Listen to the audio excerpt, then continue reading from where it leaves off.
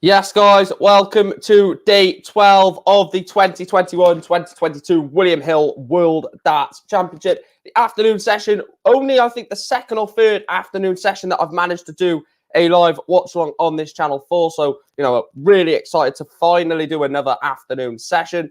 We will look at the fixtures in this afternoon session, but we have another COVID casualty. The third COVID casualty of this tournament is Dave Chisnall, the 14th seed for this tournament. Chizzy is out of the tournament, which means Luke Humphries will get a bye into the last 16 to set up a game against Chris Dobie, which means if we dig deep, Chris Dobie and Luke Humphries have not played a third round fixture, which could make that game a bit rusty when it comes to that fixture. The games that actually will be going ahead. The first game, Jose De Souza takes on Alan Suter, and then the Nathan Aspinall takes on Callan Ridds in that one. So, unfortunately, there's not going to be 3 games in this session. There'll only be 2, but 2 games is better than none, I guess you could say. So, I'm looking forward to it. Maybe Alan Suter as a potential shock to beat Jose. I'm also looking at Callan Ridds as a potential shock to beat Nathan Aspinall. Unfortunately, we're not joined by Chris Welch during this stream. He was going to be joined by Chris, but unfortunately, he has got a bad throat, so cannot join us for this. He probably still will be in the chat, but he won't be able to join us for the watch along. I will quickly make a poll for this first game. Obviously, Jose De Souza taking on Alan Suter.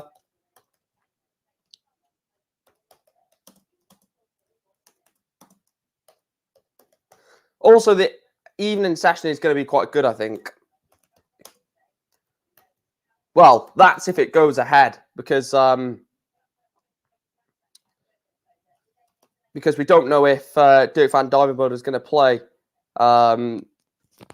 Which, it's getting ridiculous to this point. We don't know who's going to be playing in the games. We don't know how many games in each session are going to be going ahead, which is just unfortunate, to be fair. But, it is what it is. And I guess we'll just have to deal with it, as bad as that sounds. But Dave Chisnell, like we said, is out of the tournament. Luke Humphries gets a bye. So that opens up the draw massively, which means one of Chris Dobie, Luke Humphries, Gary Anderson, Rob Cross will be in the semi-finals. So Dobie or Humphries will be in the quarterfinals. That's a massive run for one of those two, Dobie or Luke Humphries. So with that win for Luke Humphries, it has taken Humphries up to world number 22 in the world. Should he beat Chris Dobie, he will go up to number 9 or back up to world number 19. And then should he beat Cross or Anderson, Luke Humphries could enter the top 16 in the world. Just say hello to a few people. So hello to Football Lad TV. Hope you are well. Callum says, hi, Mike. How are you? I'm very good, mate. Obviously disappointed about Chisnell, but that is just the way it is. And Iron Force, good afternoon, Mike, and everyone in the chat room. Football Lad says they should put someone else to play Humphries. That just wouldn't be fair, because Vincent van der Voort,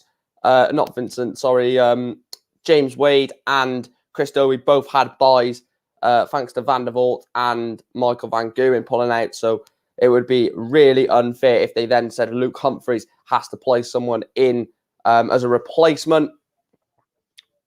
Chris has come into the chat, like I said he will. Hi, Mike, and everyone. I apologise again. I can't come on. You don't need to apologise if you are ill, my friend. That is absolutely no need to apologise. But thanks for still tuning into the channel, still jumping into the stream. Hope you're feeling a little bit better soon.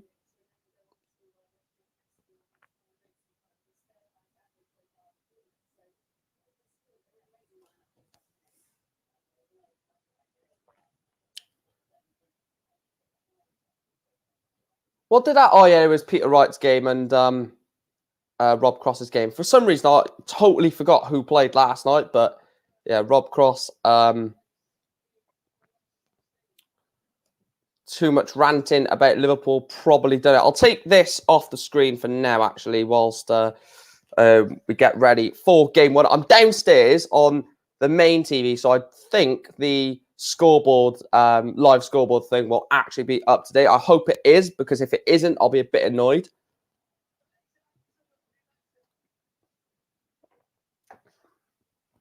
But yeah, what is your prediction for the first game? Jose de Souza against Alan Suter.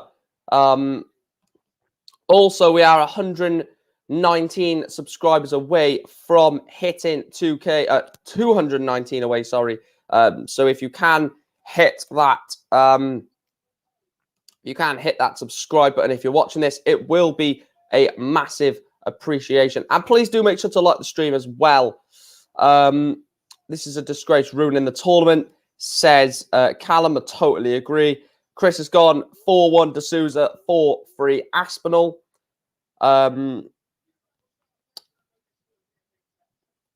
going to be interesting. I have no idea if we're going to have a proper evening session, which is so upsetting. We might not even have a proper evening session tonight if the worst of Dirk van Dijvenbode pulls out. I've got no news on Dirk if there's a chance he will pull out yet. So if anyone has any inside information, or if anyone finds out any information before me, whether Dirk will be playing Gerwyn Price tonight, because obviously I'm not too sure. My predictions for this session, I'll say the Chisnell prediction anyway, even though it wasn't going to happen. It's not going to happen. So my prediction is 4-2 Alan Suter. I see a shock in that one. 4-2. I went for game 2 between Luke Humphries and Dave Chisnell in favour of Luke Humphries. And Callan Rids, I've gone for a 4-3 win over the Asp, Nathan Aspinall.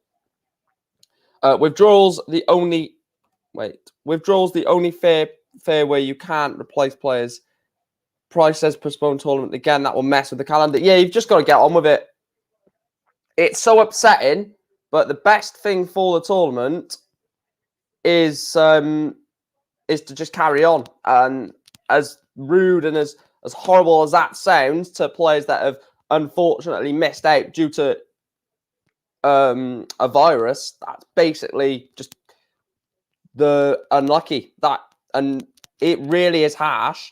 And I'm not going to say it's not harsh, because it is. Michael Van Geuren is defending 200 grand from this tournament, and he cannot defend it. He's lost 175 grand, I think, and there's nothing he can do about it. Vincent van der Voort has probably lost money. I'm not too sure. I can't remember what Chizzy got 2 years ago, but we just don't know. You just don't know what's going to happen anymore, which is the upsetting thing, to be truthfully honest. Alan to win 4-2, says Andrew. I would love Alan Suter to win, especially with all the booing and Scotland get battered everywhere they go and all that crap. I would love Alan Suter to beat Jose de Souza. Dirk is playing tonight. Well, he's scheduled to play tonight, Callum. Whether that goes ahead, I have absolutely no idea. If Jose de Souza wins this game, by the way, no, it doesn't matter. No. So for Jose de Souza to break into that top 4, he has to at least get to the semi-final or final, and hope Wade loses to Clearmacher. So Jose de Souza could go into the Premier League, or could go into next year, sorry, as the world number 4.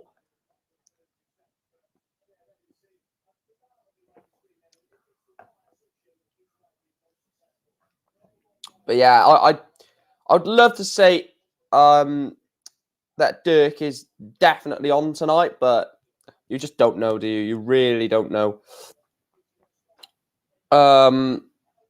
Chris says, I only said forward to Souza because Suter not played his best in this tournament. I expect him to play better, but I think Jose will have too much. A lot of people have said that. They just said, look, Suter's a good player, but de Souza is the world number 5 in the world number 5 in the world for a reason. Sorry, couldn't get my words out. MWG is what I'm going to go with. 4-2 to Sousa, 4-3 Rids. Still believe in my Rids into the quarterfinal call before the tournament. Well, he's got a last 16 game against Jose or Alan Suter, and then it will be a quarterfinal game against Peter Wright or Ryan Searle should the Riot progress or not predict. I hope Suter goes through. Like seeing these new players make a run. I'll tell you what, I've said it from day one, and I will continue to say it. Alan Suter is giving me Rob Cross 2018 vibes. I've said it to Chris. I've said it to a lot of people now. Alan Suter is giving me Rob Cross vibes from 4 years ago. He put on his Twitter, match day against Gerwin. Can't wait tonight. Unless he's already had his COVID test. I mean, I'll have a look on Twitter to see where that source is coming from. And not the source is coming from. Obviously, it's from his Twitter, but I just want to see the timing of that because, unfortunately for Dirk, I think there's still one set of testing. I think I'm not sure. I'm not sure when the testing is done. It's probably done in the morning. Hence why Chizzy has pulled out.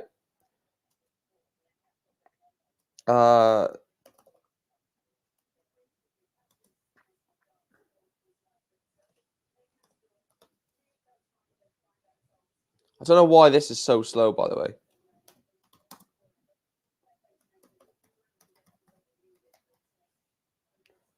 Let's have a look. Dirk van Dijvenbode.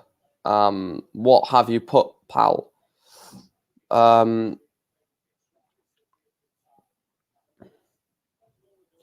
Today I'm playing my 4th round game against the current world champion, Gerwin Price. Looking forward to the big game tonight. That was 4 hours ago, so anything could happen between now and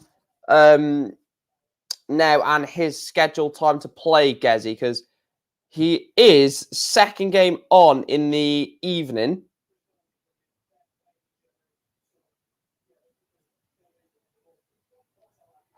Look at some of these players right there in the... no disrespect to any of these players, but Chris Dobie, Luke Humphries are one of the 6 or 7 favourites to now go and win the tournament. Just never should be happening, should it? Never should be happening. But, you know, players have fallen out. I think Van Goghen definitely would have been higher than all of them, of Humphries and Dobie. Even Dave Chisnall, I think, probably would have been ahead of Dobie. Ratajski's dropped out of the tournament. Dimitri, a lot of let's just have a look at it, man. Look at some of the players that have fell in this tournament so far. So we've got Stephen Bunting, good player. I'll count how many really good names I think that could have gone on a really good run that have lost. So Stephen Bunting from Section 1. That's all I'm going to go with there. Maybe Ross Smith, but Bunting, Van der Voort, Cullen, Ratajski, Dimitri, Whitlock, Heta, Noppert, Snotsulovic, Dolan, potentially, Michael Van Goghen, of course, Chisnall, Dobie, according to the bookies, Adrian Lewis, maybe, Daryl Gurney, potentially. So there's a lot of players that have pulled out that, or not pulled out, but have left the tournament that would potentially be up there as a potential winner. I saw that Chizzy is out. Is that true? Yes, it is Yankee Clipper. Dave, breaking news that anyone doesn't know. Dave Chizzy Chisnall is out of the World Darts Championship. Tested positive for COVID-19, which means his game against Luke Humphries is not going to go ahead, which means Humphries has a bye into the last 16 and he will play another man that has got a bye into the last 16 in Hollywood, Chris Dobie. I'm hoping that we're going to be able to have the... So Suter's getting booed before he's even got walked out. This is what I mean. This is...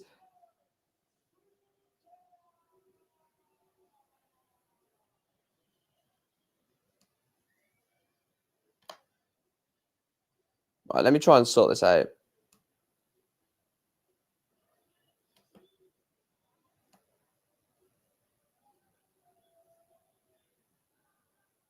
Right, there we are.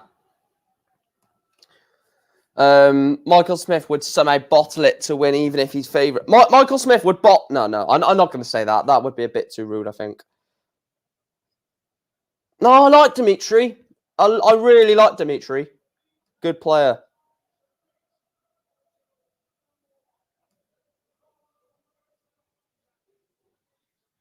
These crowds need to stop, by the way. This is ridiculous now.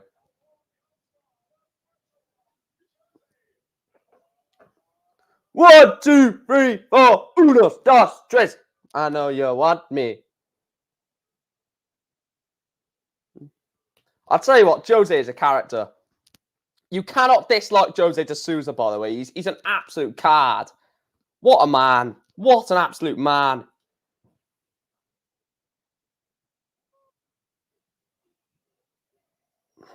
I'm curious on what he was going to say. What do you mean? I'm very confused, Alice.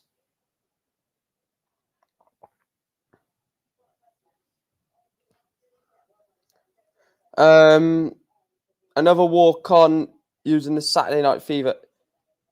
Chisnell is that daft that we probably revised for that COVID test and said he passed when tested positive. I don't have an agenda against Michael Smith. If he could finish, then... No, if he had the bottle, I think. If he had that bottle to get over the line, I think he would be one of the best players in World Darts, because it's just that tiny bit of composure missing from Michael Smith. But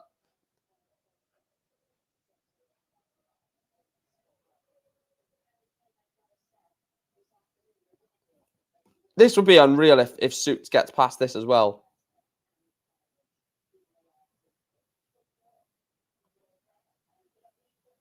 Oh, great. Laura Turner's involved. Cheers for that. No, it's too far in front. Oh, that's irritating. We'll get the yeah. It's in the thing is in front. Aspinall or Michael Smith. I'm calling it. No, I don't think any of those win it. Can I actually get? If you are new to the channel, do hit that subscribe button, guys. We are looking to hit 2K by the end of the World Championships. Whoever wins it, because we could have not a shock winner, but could have someone that shouldn't be winning it. Only a 60 from Jose.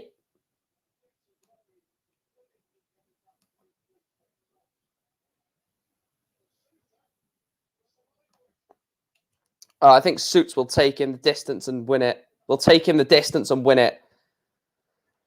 Good turn that was from Suter, though. Because I'm sat downstairs, I can become a lot more relaxed. I'm not going to do that because I want to still be a bit professional, but I can relax a bit more. No, I don't think they can postpone the Worlds, especially with how deep we are into the tournament now.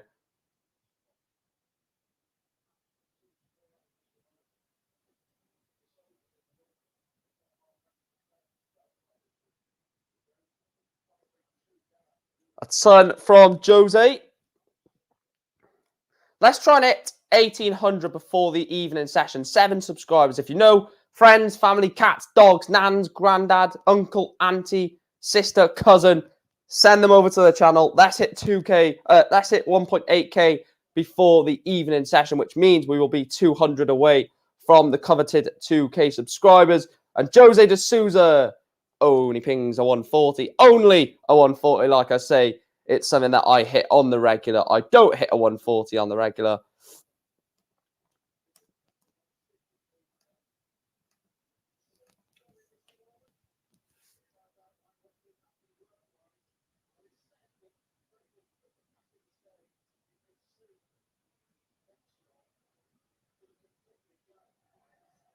Only 9 from Jose de Souza.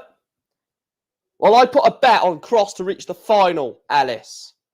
I mean, it's opening up for me. Suits cannot take out 144. You think he's got a switch here? Maybe treble 18, treble 19 as a cover shot, and he's treble 16 to leave himself double 8. Jose de Souza wants 139. Cannot do it now. Back up for top, surely. Not tops for treble 20. Didn't. So double 8 for Alan Suter to break the Jose throw. Big dart for Suits. And he's missed 3 darts at double 8, Alan Suter.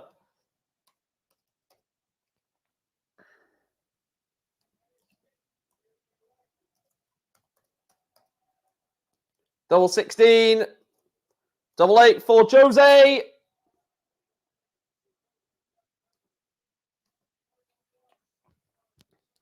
Price to win it. Yeah, I think Gerwin Price does win it. I've said it all along, to be fair. Double 8. Got to move over. Finally, Alan Suter takes out leg 1 of set 1. It's Suits that leads Jose de Souza by 1 leg to 0. First set of the day, and it is Jose de Souza that trails Alan Suter. Alan Suter breaks the Jose throw.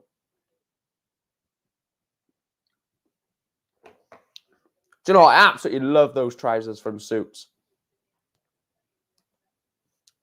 Surely they've got to be available to buy somewhere, or if anyone knows anywhere to buy them shirts, because them trousers, because they're fancy, those tartan trousers.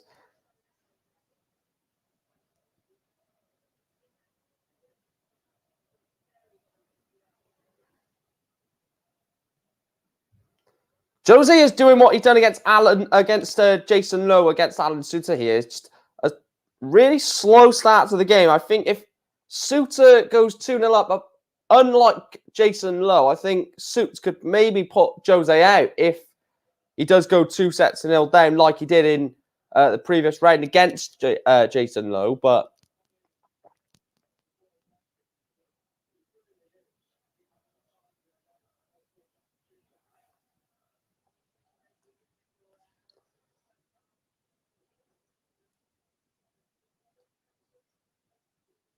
I will do a video at the end of the tournament about like the highest movers and droppers from the World Championship. So please stay tuned for that. That'll probably be out 2 or 3 days after the Worlds. Maybe the same day after, actually. Same day or after.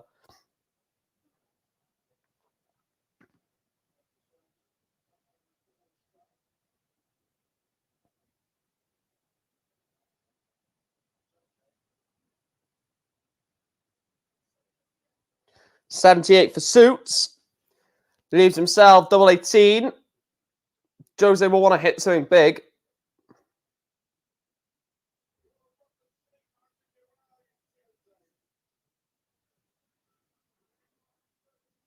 So double 18 for Alan Suter for a holder throw.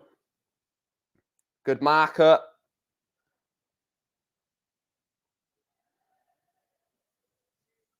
Alan Suter misses 3 darts at double 18. Jose de Souza's not to finish. He started 194.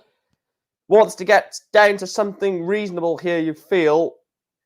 Only 59. So maybe another... Well, will have 3 darts at double 18. Alan Suter for a 2-0 lead. And Alan Suter doesn't need 3 darts. He only needs 1. Suits is 2-0 up on the special one. He leads Jose de Souza by 2 legs to 0.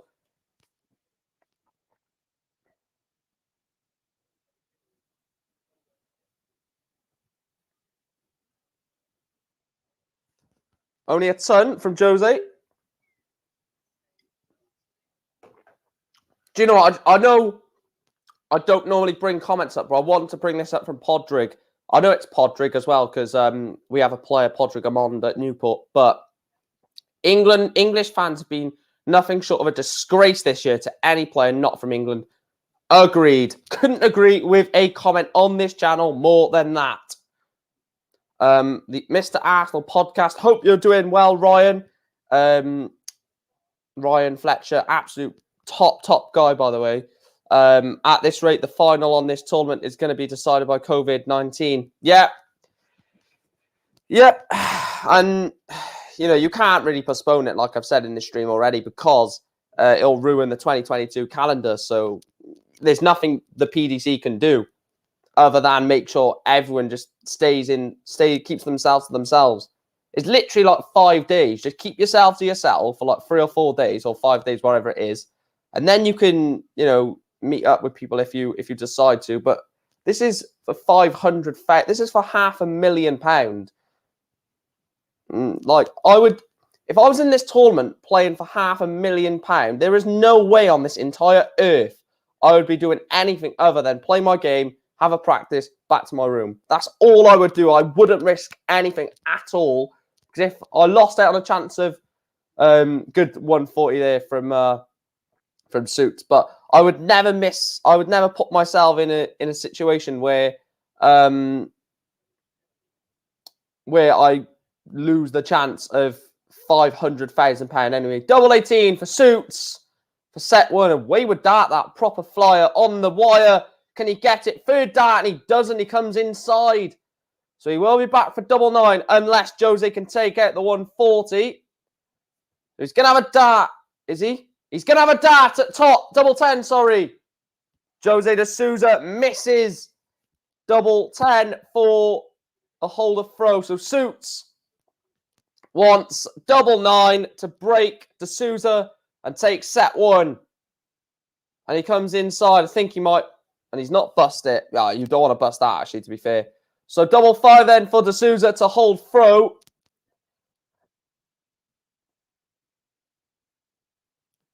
And he's come inside as well, Jose. So Suter will be back for double 4. Double 4 for Alan Suter for set 1. Big moment already in this last 32 match. Double 4 for Suits. Needs to get this, you feel. Oh, it's another 6 darts. Missed a double for Alan Suter. Jose de Souza is on double 2. Alan Suter's on double 4. Absolute drama in set 1 of this last 32 game. And Jose de Souza pins double 2. First dart in hand. 2-1 in set 1.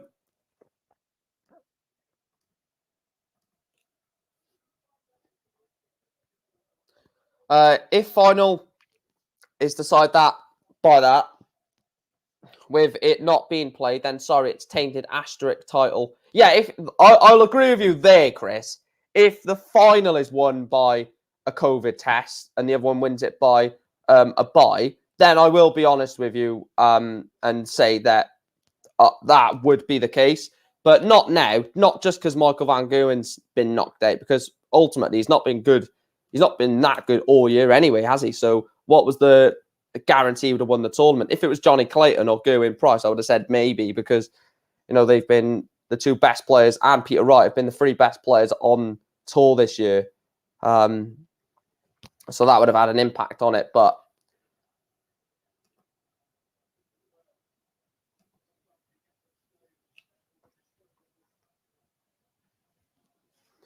yeah, the quality on this has been absolutely atrocious so far. Hello, Sean. Hope you're doing well, pal. Sun 44 de Souza.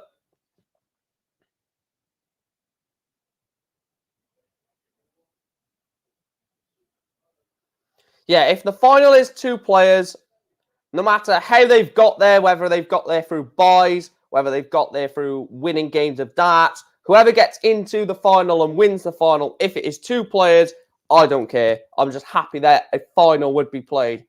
If we get to the final and, for example, it's Gerwyn Price against Rob Cross, or Gerwyn Price against Peter Wright, and one contracts COVID, which means the other one wins the tournament based off that, then I'll just wipe this tournament away as though it never happened, sort of thing. But from my memory anyway, not from the history books, because at the end of the day, ranking money will go on your ranking.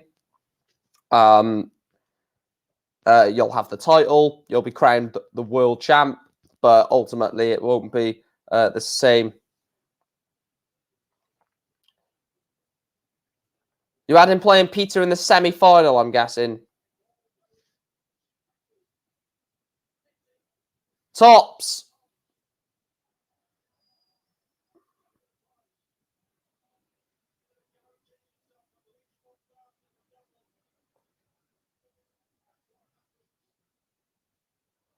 Wait, what did he... Tops for Suits for the set. It's a flyer. Double 10 for the set. Suter. Alan Suter has missed darts again. This is ridiculous. The quality of this game, I agree with Chris. The quality of this game so far has been absolutely shocking. Double top. Surely now it's got to go, you feel. Double 10 for Jose. Surely. And Jose de Souza takes us to a deciding leg in set one. But the quality of this is absolutely ridiculous. It's not like these two players are terrible players.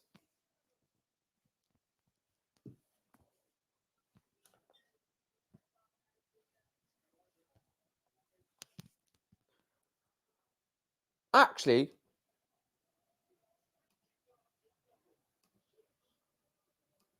can I... So let's have a look at the averages.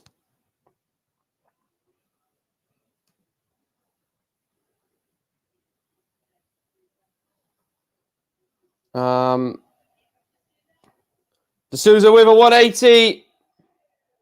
74.77 against 77.20 is the averages at the moment. So yeah, very crap averages.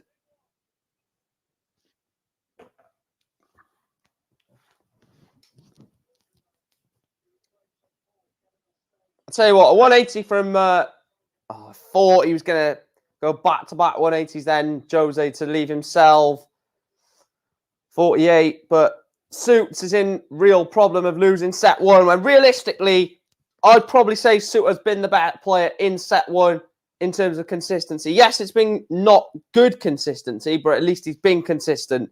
Jose de Souza's arrowing 180, then he'll hit a 60, then a 44, then a 9. So, you know, it's... And then he'll hit like a 177, something like that.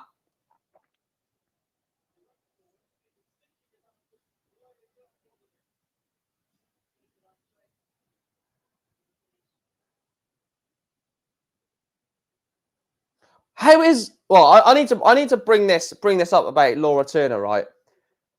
Alan Suter sat on 161. Jose de Souza has 50 with... Jose de Souza wins the set. I need to bring this up. Jose de Souza leads Alan Suter by 1-0. I need to bring this incompetence up from Laura Turner because this just shows how she is not a darts commentator. I need to bring something up. I will do that now in a minute. Let me just set the banners up. But Laura Turner, how she has wrangled her way to be a commentator at the darts is beyond me.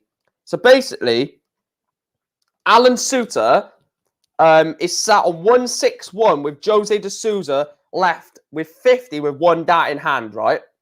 So he could either go bull to try and win the leg there, or he could go single 18 to leave double 16. He could go 10 to leave tops. He could do anything to have 3 darts, 3 clear darts at a double in the next visit because Suter's on 161. He goes for the bull and she goes, that's the best option. How is that the best option when Alan Suter sat on 161? Both players have been absolutely dreadful all set. What? There is no way he's taking out that 161. So why is going for the bull the best option? It's like she's trying to say Alan Suter sat on tops, so going for the bull is a must. I mean, the woman doesn't know absolutely anything about darts. It's ridiculous. Absolutely ridiculous. I'm sorry, but you had your moment about Fallon Sherritt. Now bloody piss off, because you have absolutely no clue. I'm glad they've binned off Adam Smith, because he was doing my bloody head in as well. He was calling it 555 and 2020. It's treble, you idiot. At least get the bloody... at least get the word in right. Ridiculous, man. How these crap commentators wangle their way into getting into high elite sports, not journalism, but elite sport commentary is ridiculous, I'm afraid.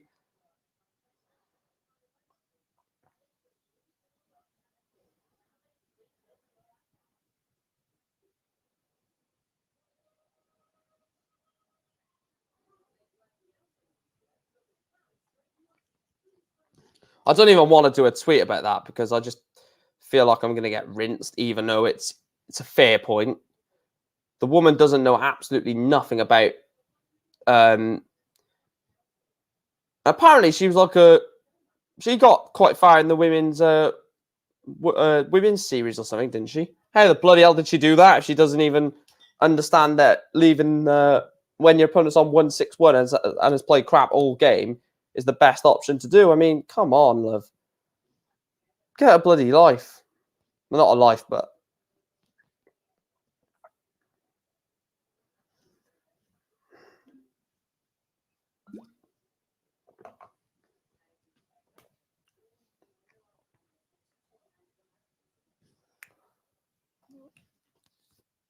If you are new to the channel, please do make sure to hit that subscribe button. Please make sure to like the stream as well, guys. We are pushing very, very, or we're ploughing on, I should say, towards 2,000 subscribers. And there is something I want to ask Sean, not Sean, sorry, Sean. There's something I want to ask Chris. Is there any, if you're still in the stream, Chris, I'm not sure if you are, but if you are still in the stream, is there any sessions between now and the final that you can jump on for the watch long? I know you was going to today, which you can't, which is totally fine. I'm not saying that is your fault or anything, but is there any other games that you may be able to come on for? Or, and like I said, if it isn't, that's fine. I'm watching the votes, right? 28% Alan Suter.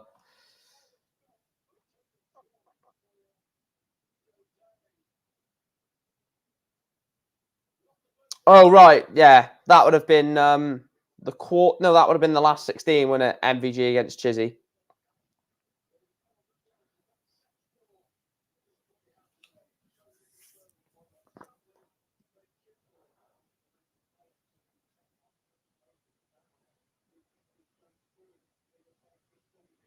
It's going to be interesting to see if anyone else does pull out from COVID.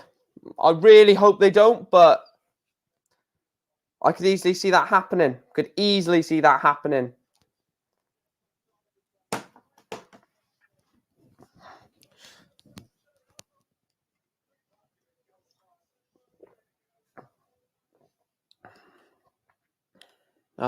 Just having a look at the schedule.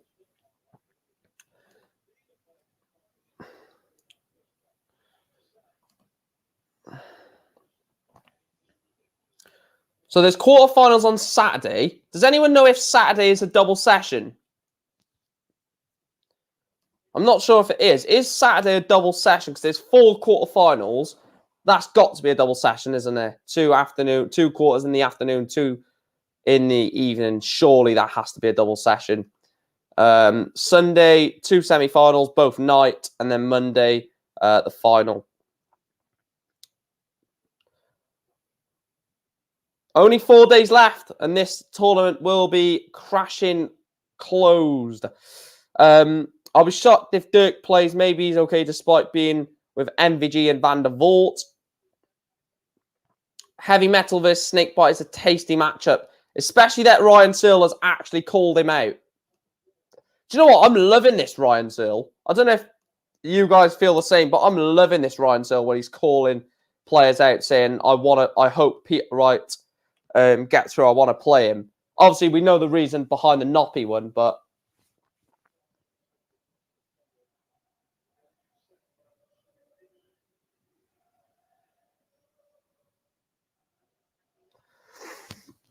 they're always a double session. That's great. So get your cat, get your dog, get your nan, get your granddad, get your uncle, get your auntie, get your cousins, get your nephews, get your nieces, get everyone to subscribe to the channel. We are 205 away from 2,000 subscribers. And look, we've gained over 1,000 during this year.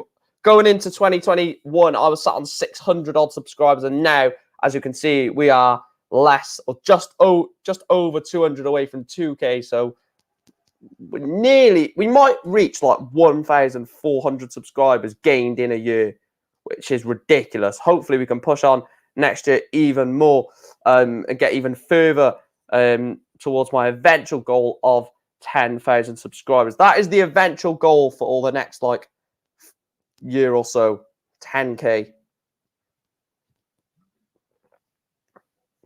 That is a massive ask, though, but...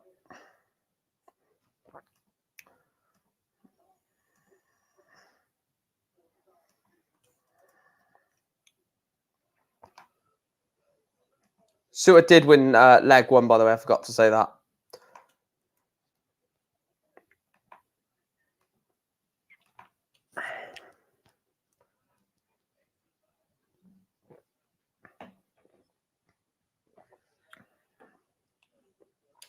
Do you want to come on Saturday then, Chris?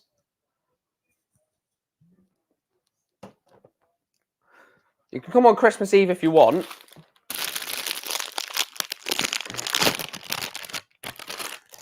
Let's crack up in the sweets.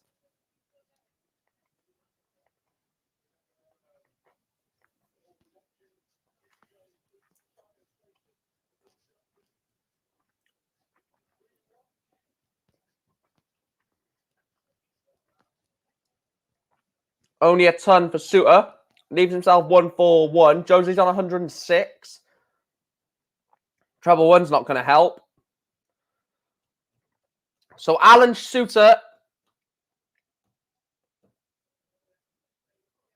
So Alan Suter is on 141. The checkout you need, or the most checkout you need to hit the 9 data 57. He's not going to take it. So Jose de Souza wants double 16 to hold throw and take a level set. Double 16 for Jose.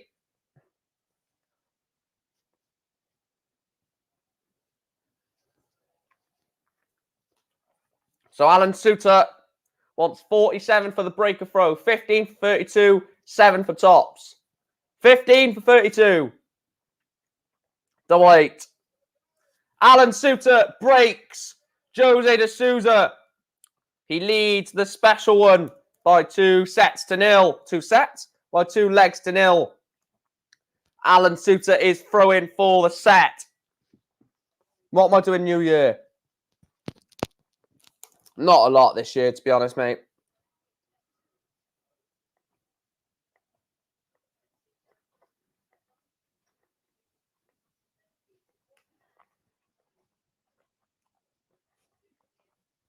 Yeah, if my throat is better. All right, Chris.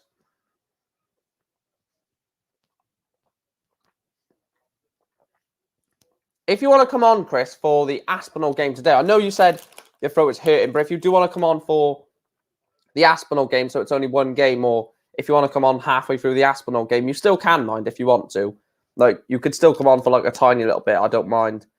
But obviously, I know your throat is in a lot of pain, so...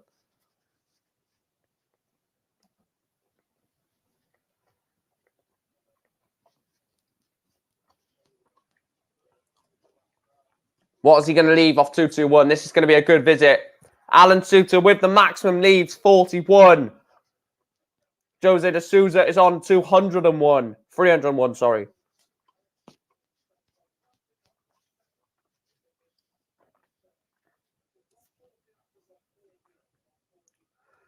Right, so 9 for double 16 for the set.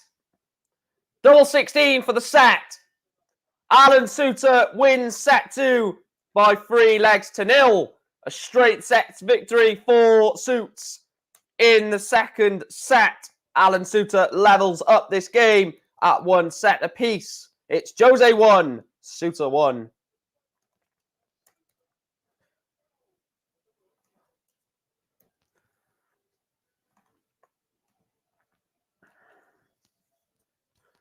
Yay!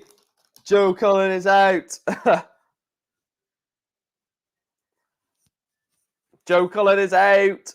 He should be 2-0 up, yeah. I agree with Iron Force's comment there. Alan Suter most certainly should be 2 sets to 0 up. Like I said, Jason says Paul Cullen. I'm annoyed actually because I put Cullen as a bet on a bet yesterday. Literally can't talk, mate. Yep, that's fine. We will get you on. That is very understandable. We'll get you on Saturday if you are well for it then, mate. All I'm doing is pointing and giving thumbs up. That's the way to do it. Do you know what? I actually quite like it when I can't speak or got a bad throat, because you can basically boss everyone around. And Andrew just says, "What a set!" Yeah, very good set there from Alan Suter. Should be 1-0. Should be 2-0 up, Suter.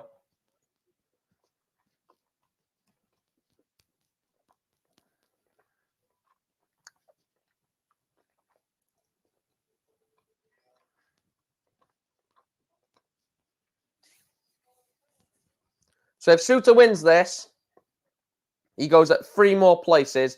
So Alan Suter will have a plus 26 places in his ranking should he win. Can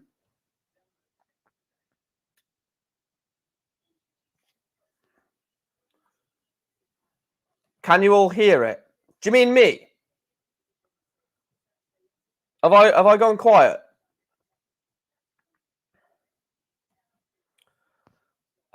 Yes, Gary Anderson is on tonight. He takes on Ian White in the final, or Ian Shite, as I like to call him, in the final round 3 game in the evening session.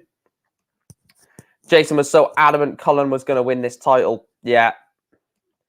And there's Andrew saying, "I can hear you." So it might be a problem with your stream, Iron Force. Try refreshing or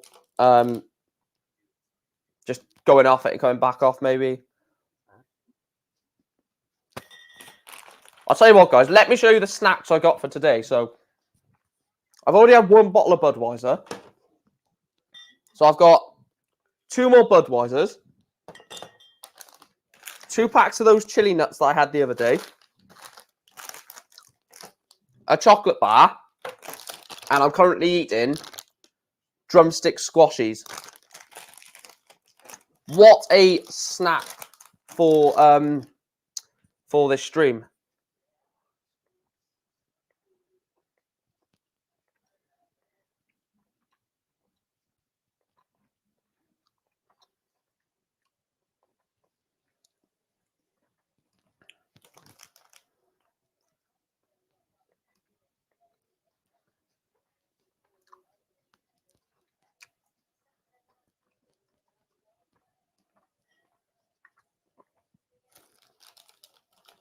I think this has been you can't really say Jose's been shit. I think it's been a weird game so far. Both players have not played that well.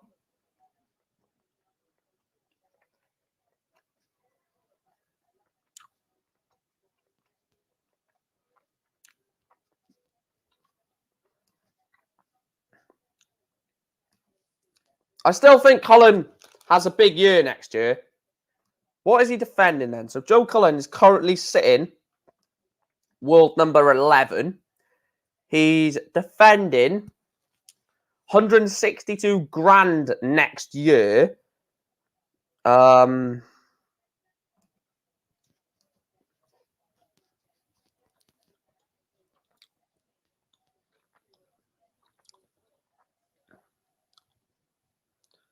he's defending 35 grand at next year's Worlds, 15 grand at the Players, 4 grand at the Slam, 16 grand at the Grand Prix, 15 grand at the Match Play, 4 grand at the UK Open, and that's it really. A couple of £1,000 during certain Pro Tours. So the major one is the Worlds that he's defending, Joe Cullen. So it's not like he's miles away from the top 8. He is only... He's only like less than 100 grand off the top 8.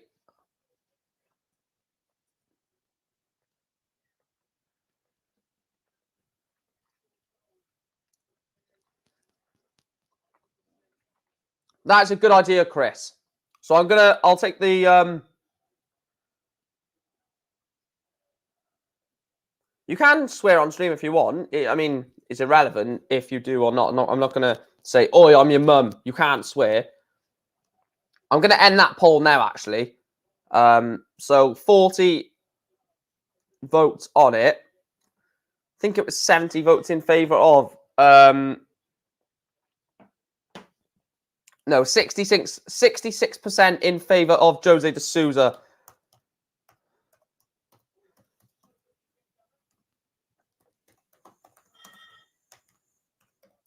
So I'm going to put the vote for the next game on. And then I will close it when the first dart is thrown between Nathan Aspinall and Callan. For the Aspinall game then, guys. Single 18 for double 16. Jose misses double 16 for the 110. 61 for Suits. Should use the 25. No, he's gone the 15 route.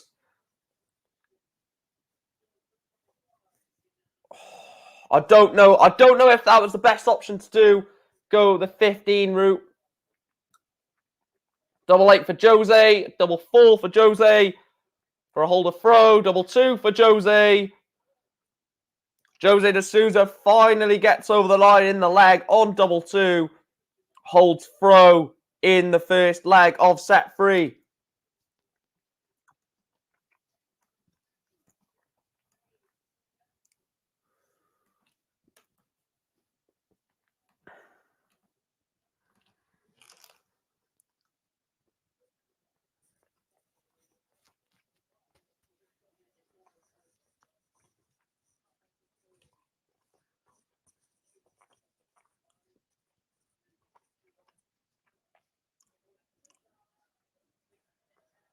Yeah, I agree with you, Chris. That's a good point that you made for me doing that. So as soon as the next game starts, I'll make a vote for the next one. So for the afternoon session, before I even start the stream, I'll make a poll for Anderson against White. And then as soon as that game starts, I'll end that poll and put the one for Gerwin Price, Dirk van Dijvenbode. As soon as that game starts, I will end it for Clayton Smith, just so it allows, or it gives me a proper indication with about where people are going in their predictions.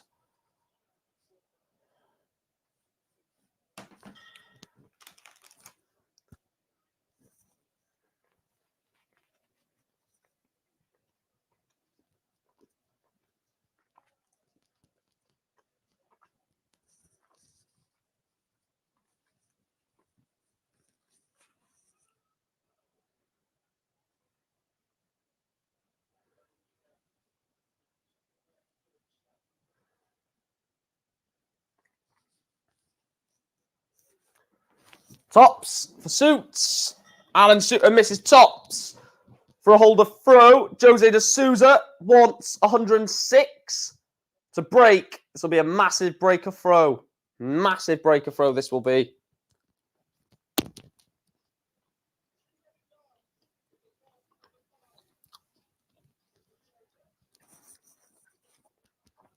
Tops for Suter.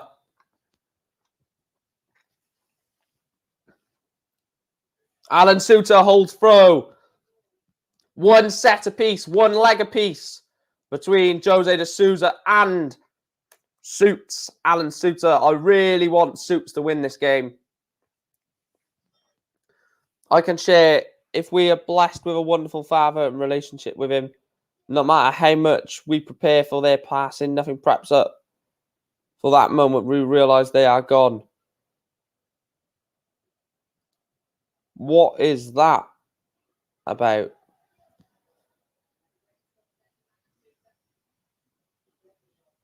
I'm not too sure what you're on about there, Iron Force.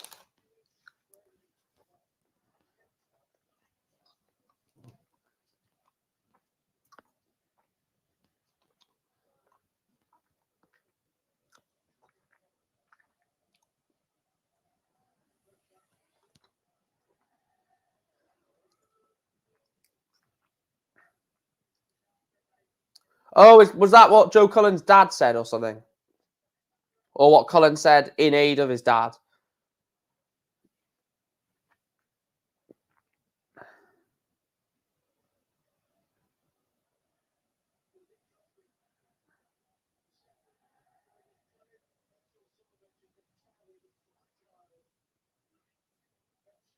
We're 2 subscribers away from 1,800. Hit that subscribe button, guys. Hit the like button as you'll do so. Can someone let me know if the poll has gone up for the Aspinall game? I don't think it has. I'm having a look on my streaming software. It has. Has it? No, I don't think it has. Let me know if the vote has gone on.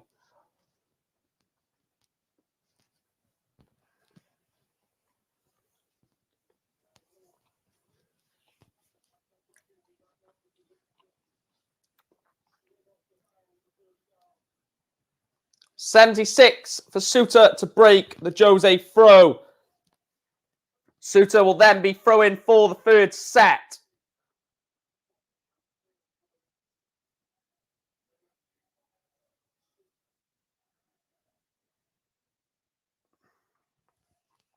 Is that for you? Okay, that's good.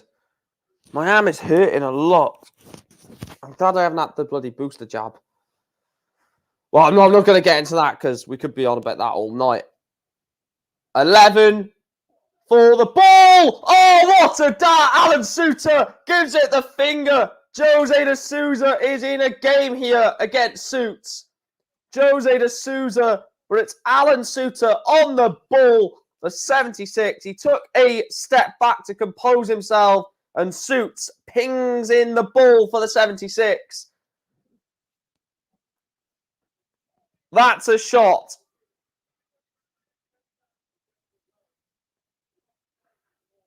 No, I've never played in front of a crowd, no.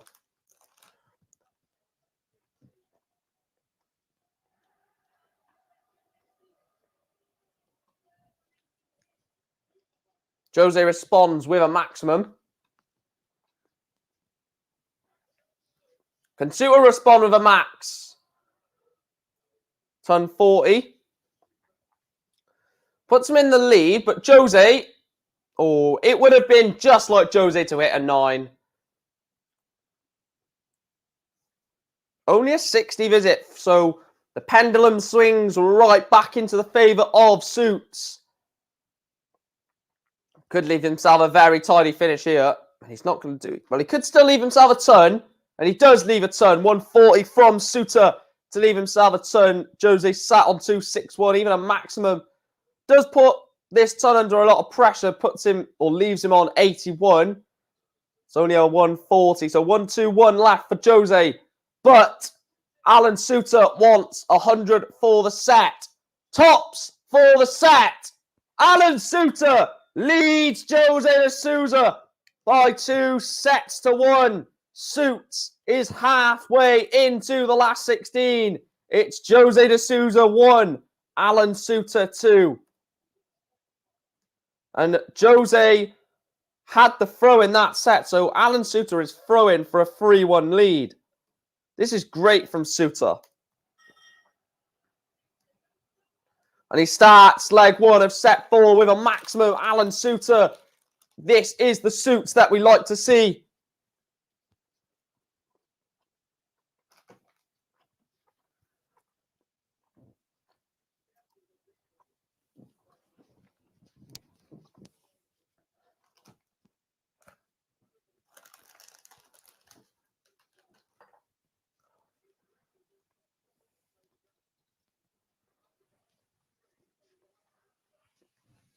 So set 1 average 76. The 2 sets that he's gone and won, 104, 102 average for both of them.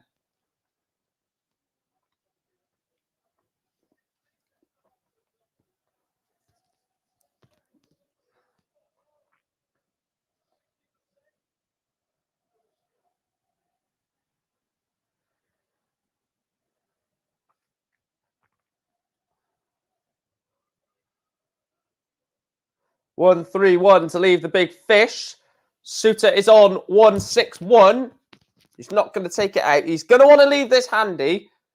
So 140 left. Only it's 41. So he leaves himself 120. Jose wants the fish. Can't take out the fish. Chuck the fish back in the river, Jose.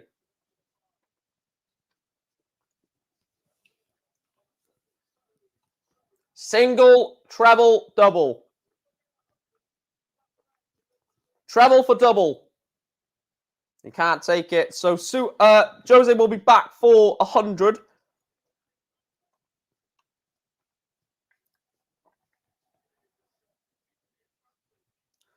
Tops for Jose. This to break Alan Suter in set 4.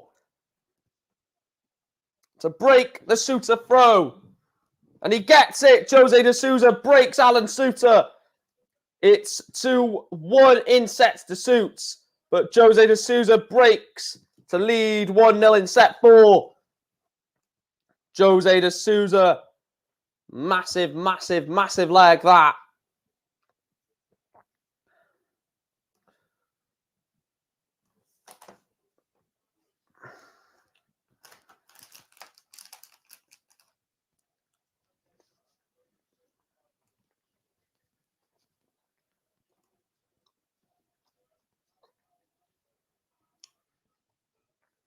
So the vote is massive in favour of Nathan. Well, not massive, but 60% to 40% in favour of Nathan Aspinall for the vote.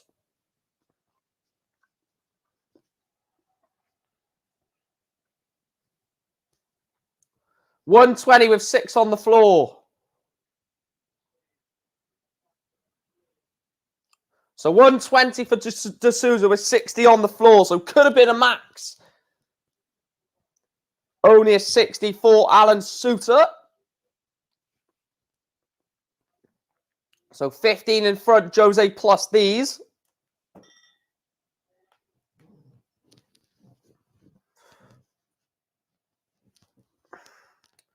On 301 Suit. So not on a finish, of course, but would have wanted to leave a finish. Only a turn. So he's on 201, Alan Suter. This is on the Jose throw. So 190. I want to set this up quite nicely.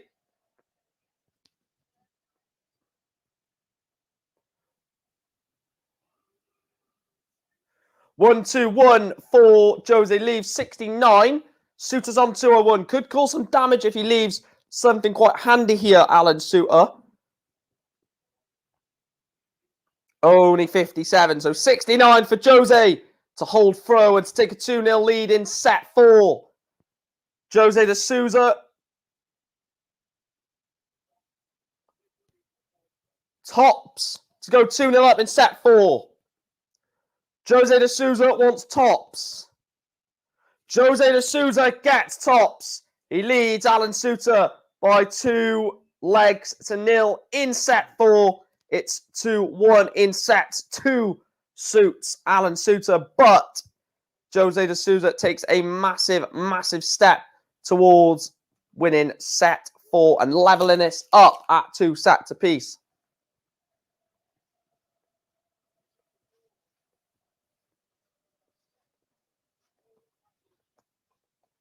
$180 from de Souza. Big 180 that.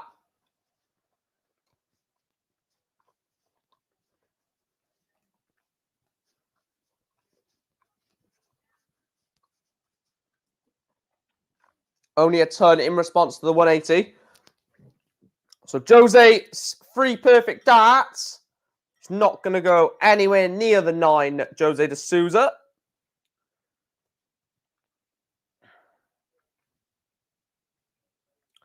Sat on 224, Jose with Suits sat on 320.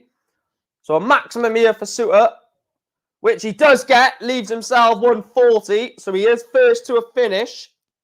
And he will get a chance at a finish. Whether he gets a dart at it, I have no idea. I don't think he gets a dart at double 10, but... So 60-60 for double 10. For Suter to hold throw. Can't do it now. Gonna have to just leave it handy.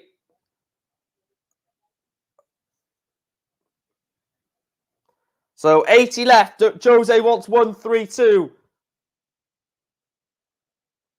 Treble 19 leaves the ball. So back up to the ball for Jose for the set.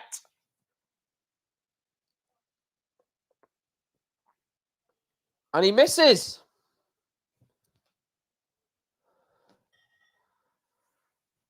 So 80 for Suter to get a leg back in the set. Double 5. Alan Suter misses big chances. God save our Queen. No, I'd never sing the English national anthem. I'm sorry, I would never do it.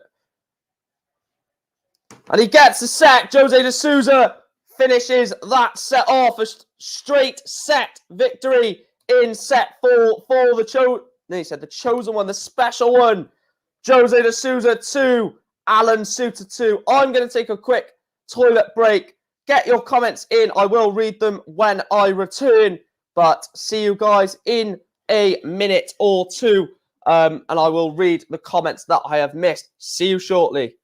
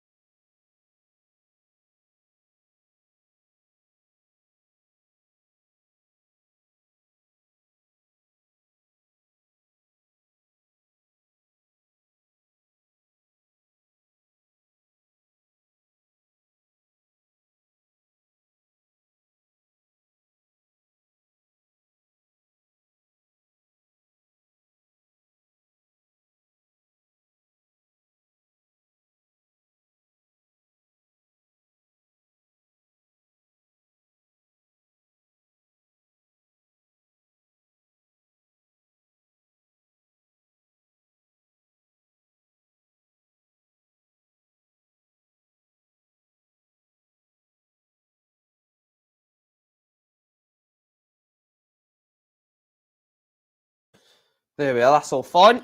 Let me just quickly read through a few comments. So Chris says, Rob Cross darts I got for Christmas and my darts I'm using the whole year. Only change I made is put long stem in as I like longer stem. Jack just says, hello, Mike. Sorry I'm late. I just woke up. It's fine. No worries. Asking how each other are. That is good to see in the chat room. Hope you are all well, guys. I know Chris, unfortunately, has a sore throat. Hence why he's not joining us on this stream. He was due to come on the stream, but he will be coming on Saturday. Will the man from Carlisle? So looking forward to doing that stream. Hopefully, his throat is not in pain. Obviously for himself, and because I do want to do a watch along with him.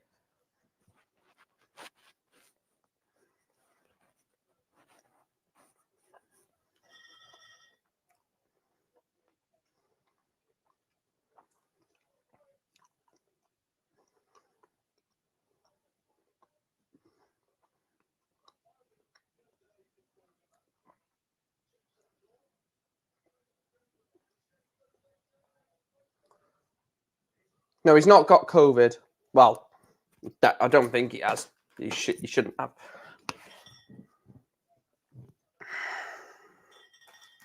I think it was probably for raging how crap Liverpool were last night.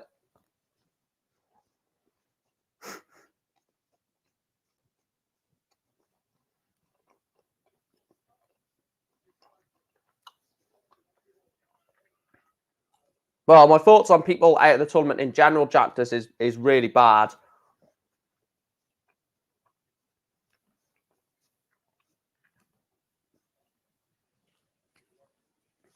A ton for Jose.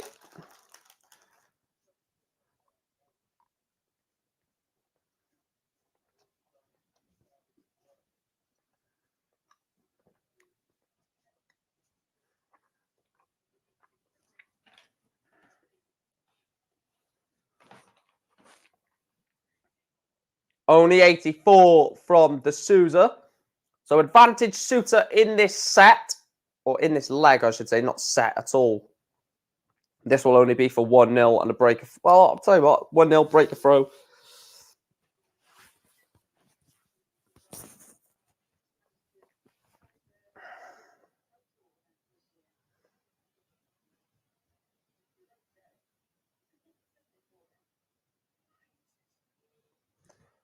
$97. This could be a very special visit from Suter. Maybe treble 18 or treble 19. Oh, he's gone straight for that 20 again.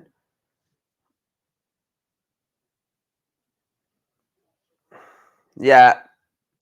What a shot this will be. Tops for 160. This game needs a finish like this. Tops for 160 for Jose de Sousa. And he misses it. See, I think that pause has killed him there. He had the momentum, treble 20, and he stopped, pause, then he's gone tops. Realistically, you shouldn't be pausing. You should just be going in a flow and just staying consistent. 12 for double 16 for Suits. And that is a massive, massive break of throw. Alan Suter breaks Jose de Sousa with 104 after Jose had a dart at tops for the 160. Suits breaks Jose de Sousa. That is potentially a massive moment. Jose de Sousa misses tops for the 160. Alan Suter then takes out the 106 to take out the set. Take out the leg, sorry, not the set.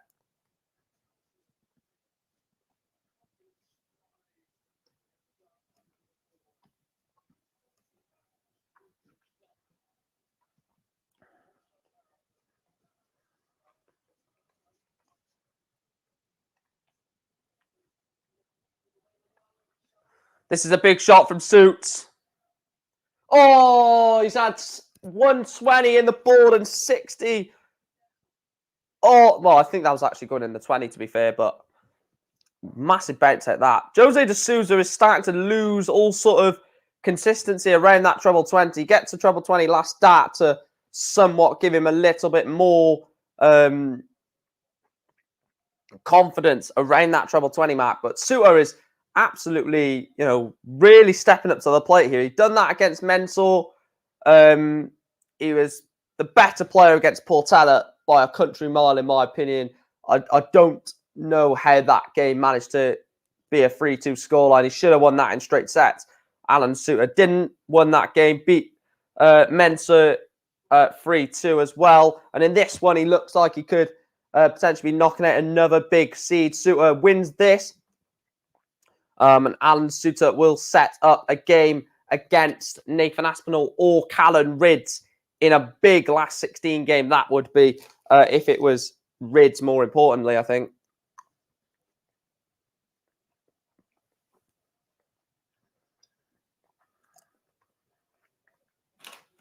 I think he would beat Aspinall. I think Suter would beat Aspinall just because Nathan is injured.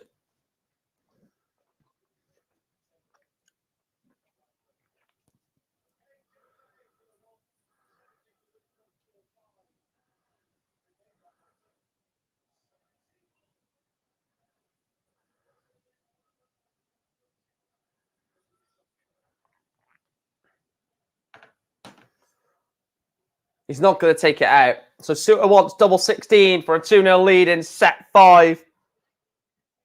Yeah, it was his first game on the Ali Pali stage, so he was going to be that. I think, Chris, that's the reason why he was doing that against Portela.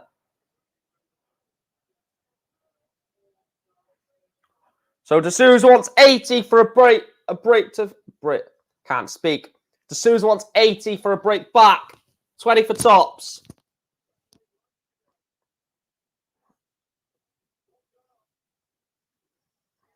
That is a good shot from Jose D'Souza. Levels up set 4.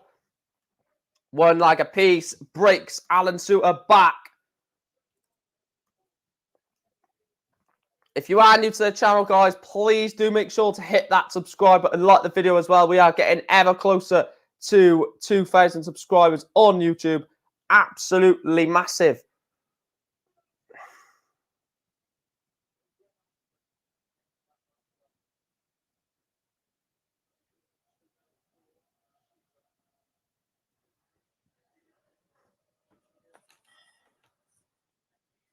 Cardiff get battered everywhere they go. Cardiff get battered everywhere they go.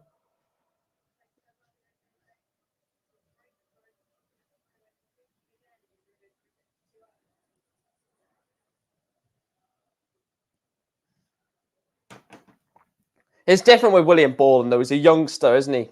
He's got years left in William Borland. So was Suter, by the way. Suter's not 70, and this is his only shot at the Worlds, but it's a bit different. The way William Borland was playing in that game against Bradley Brooks compared to the way Suter was playing against Portela, you could understand why Borland was a bit out, sort of thing. He was absolutely phenomenal in that game, Borland.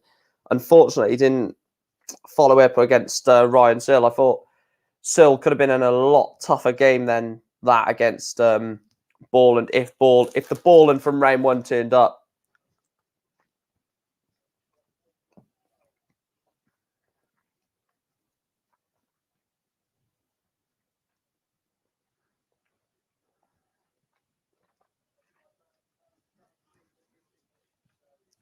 Tops then for Jose for a holder throw. Jose D'Souza holds the throw. He leads Alan Suter by 2 legs to 1. Suits has to hold to stay. Has to hold to stay in the leg. Otherwise, Jose D'Souza leads 3-2 in sets. And will be only 3 legs away from the last 16. A tight game, this. Definitely a game that either player could go on and win 4-2. Could be a 4-3. Wasn't the O'Connor guy had like the crowd singing his song like the loudest ever? A bit random, but I remember seeing a video of it. O'Connor? I don't remember that.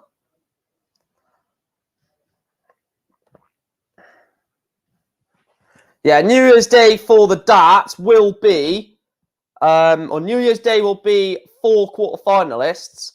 The 2nd of January will be the 2 semi-finals, and then Monday will be the final. So the final of the 2021-2022 William Hill World Darts Championship will be on Monday, and we will be crowning the King of the Palace. Excited for the final already, and we're only in the last 6. Well, we're only in the round of 32 games, and I'm already excited for the final.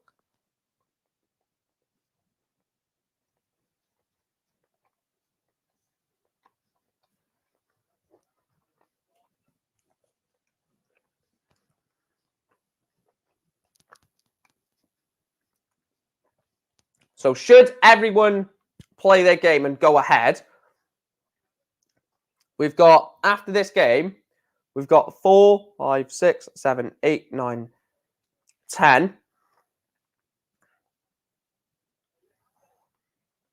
We've got 17 games left of the tournament after today's game, should everyone play their game. Oh, no, it's Monday on, it's evening on Monday, Jack. Just mate, they would never put the final on as an afternoon game.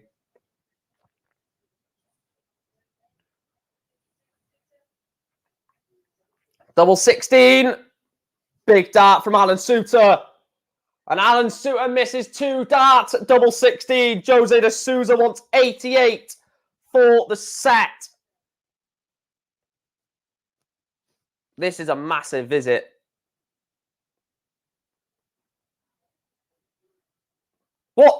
What is he doing? I don't get what Jose's doing there.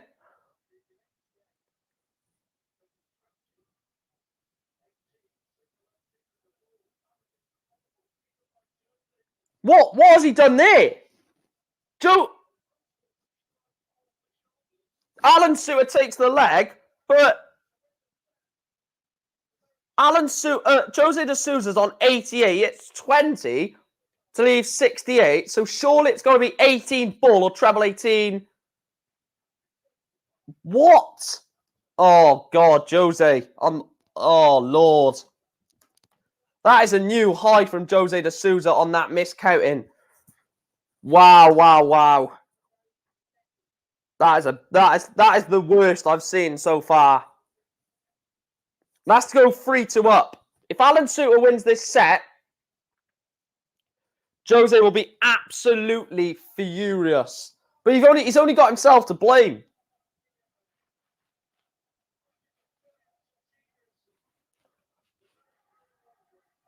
And he hits a 1-8. This is what I mean. Jose de Souza is a weird player.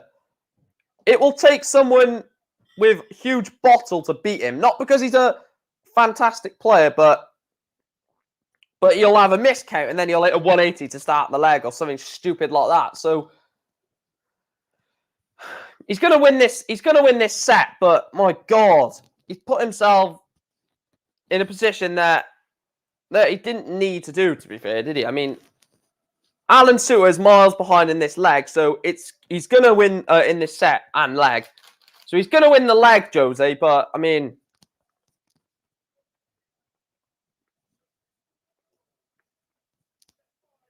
confusing. Bull. Wow. That's all I can say is wow.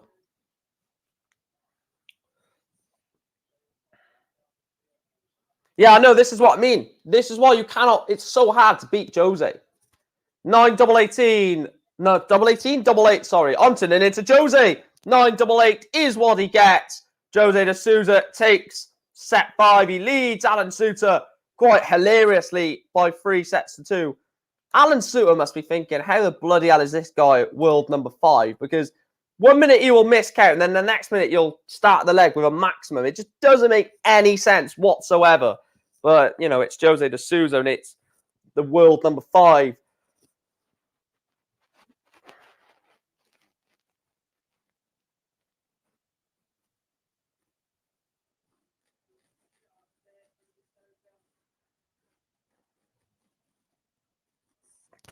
I'm sorry, but it's quite hilarious.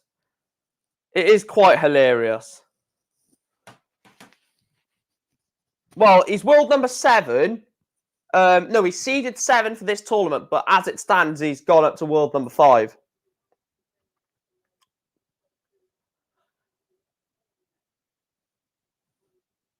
So technically, he is the world number 5, but in terms of the seeding of the tournament, he is seeded 7th, yeah.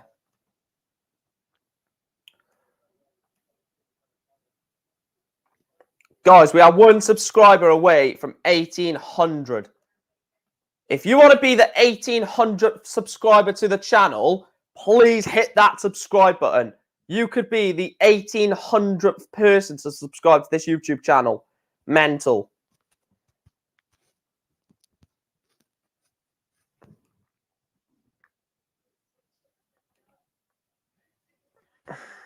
What is the voting looking like for the Aspinall game? 71% Aspinall. Ridiculous. Yeah. Listen to Jack Duss.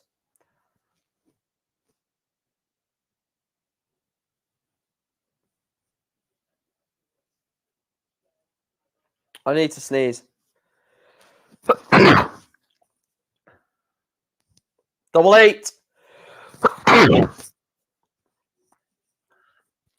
Double 8. Alan Suter takes out double 8. And he leads Jose de Souza in set 6. He leads Jose by 1 leg to 0 in the penultimate set of the match. I said this game would go 6 sets, at least 6 sets.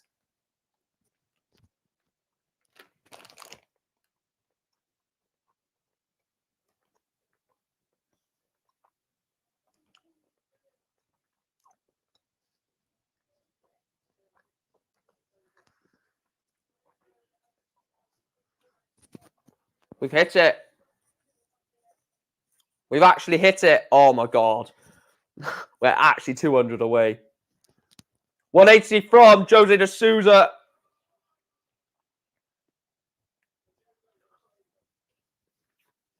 Big maximum that from Jose.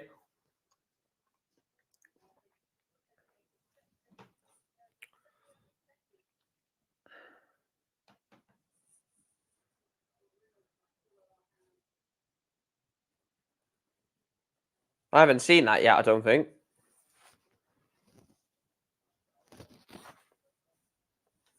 So he's left on 180.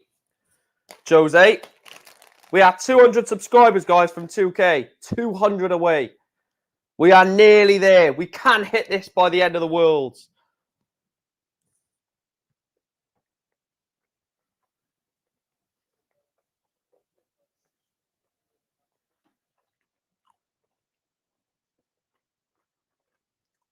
Oh, I must have missed it then.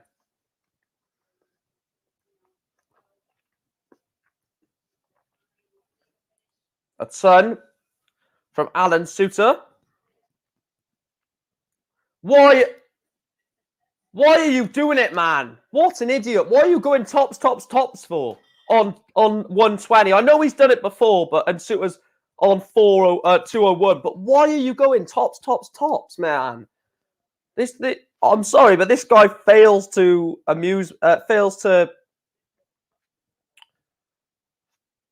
surprise me. The fact that he's going tops with your opponent on 201. I know you can't finish it, and Jose's made a mess of this.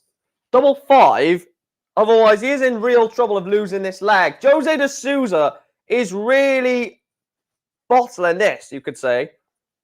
First of all, he's miscounted on 88. Now he's trying to go tops off 120. And Alan Suter wants 9 for double 16 for a break of throw and to throw for the set. Jose is getting away with this. Jose is getting away with this.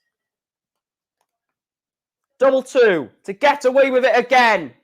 Jose de Souza is getting away with awful decisions in this match. He levels the match, or levels the set at 1 leg apiece. I don't know how Jose manages to get away with this. I really must say that.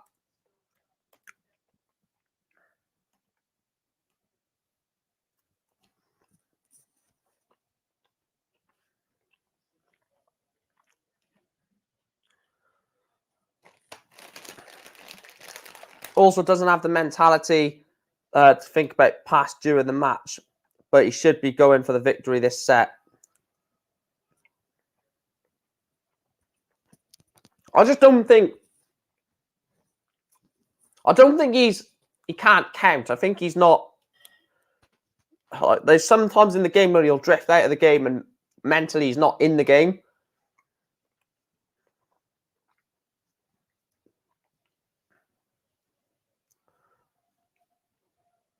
Alan Suter looks like Rupert the Bear.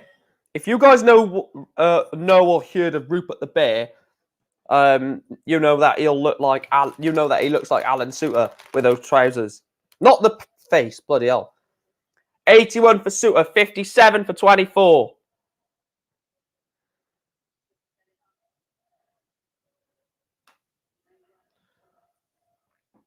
$49 leaves himself double 16.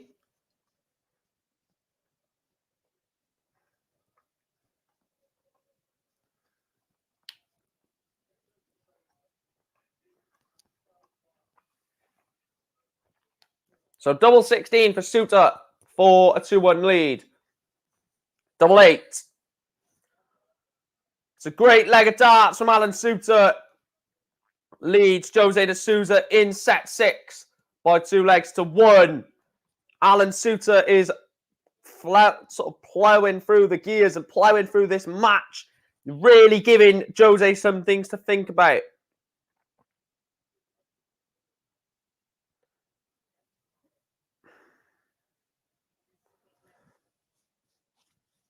This is a massive leg of darts.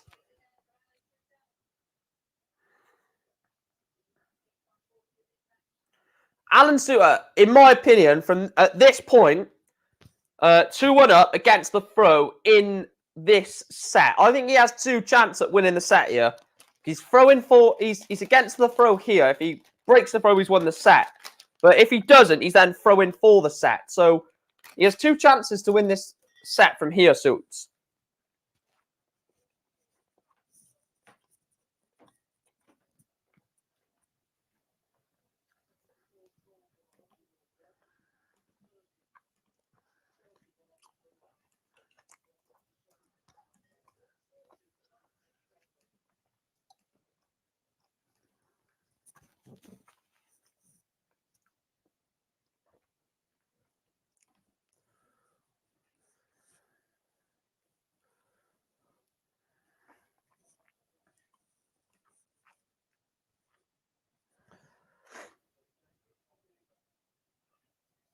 Oh, 97.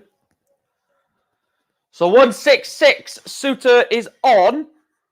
A 140, or even a ton. 98 from Suits, leaves him 68. This will be a body blow if he takes out the 112.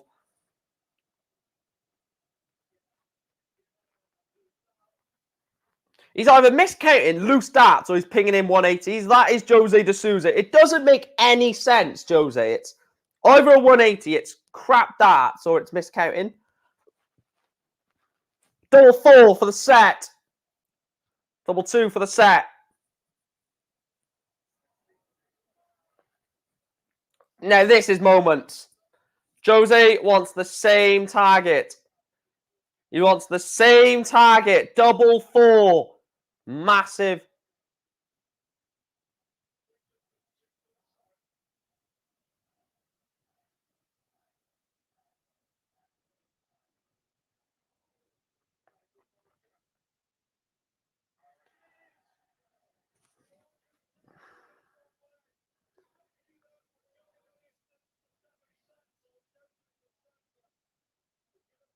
Wait, Jose has learning difficulties. This is a massive, massive leg of darts. To either take us to a 7th set or to take Jose de Souza into the last 16 of the World Championship. Massive, massive moment now.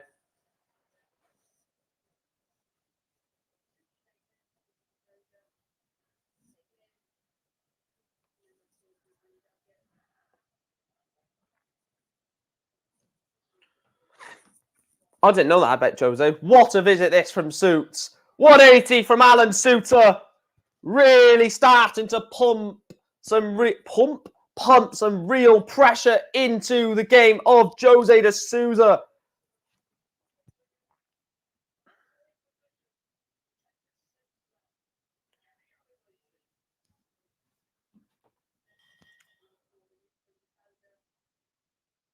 Needs a treble 20, gets it, needs another. 135 from Alan Suter. Leaves himself 142. Jose de Souza is massively behind on 417. Even a maximum, which he's not going to get. 177. Still on 240, so 6 darts at 142 for Suits. 122 left. 102 left. He's going to try and hit only 60, so leaves himself 82. De Souza is on 240. 235 now for De Souza. 215. 195. So 6 darts at this for Alan Suter. 82. He's gone the ball route.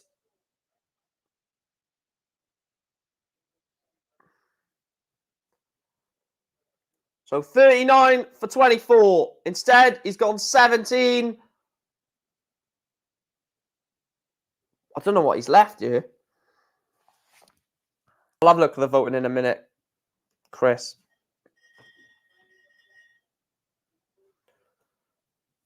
I'll wait until this set is done. He's left himself double 16. I can have a look now, actually, because Jose's on 195. Oh, yeah, 72% Aspinall. Wow. A lot of people are going to be disappointed when Callan Ridge wins. I really want Callan to win. I really like Callan Ridge. He's a good player. So double 16 to take us to a 7th set. Double 8 suits. Big visit this. Oh, Alan Suter. That could be the last dart he throws in the tournament. I don't think it will be. So I don't think Jose takes out the 138. He's not going to take it out.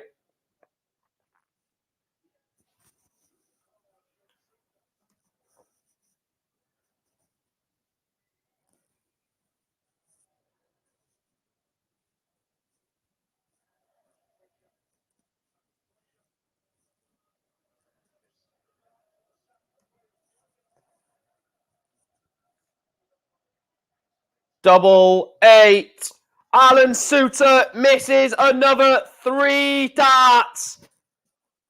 So Jose wants 80 for the match. 60 all single. 20 for tops for the match. Tops for the match. Jose! Oh my lord, this drama! I cannot take this drama! Suits will be back! Double 8 for Suter for a 7th set. Alan Suter takes us to a final set. Alan Suter on double 8. Alan Suter takes us to a 7th and deciding set. 3 sets apiece. Sheesh! I needed to get that in. A Wayne Mardle, sheesh!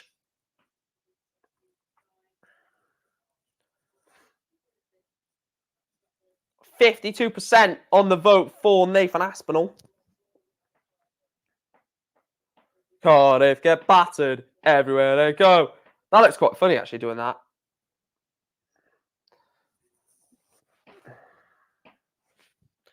Massive set, this. Do you know what? I'm looking forward to the Mervyn King Raymond Smith game, because if Mervyn King wins, he will reach his 8th World quarterfinal. And if Raymond Smith wins, he's won a tour card. So there's so much on the line. And if Merv does beat Raymond, Merv will go up to... We'll just go up to world number 17 in the world.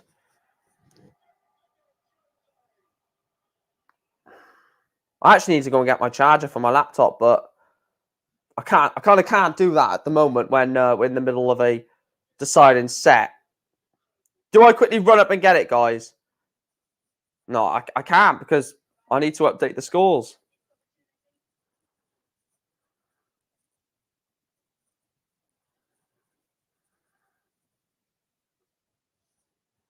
He's left himself 76, Jose.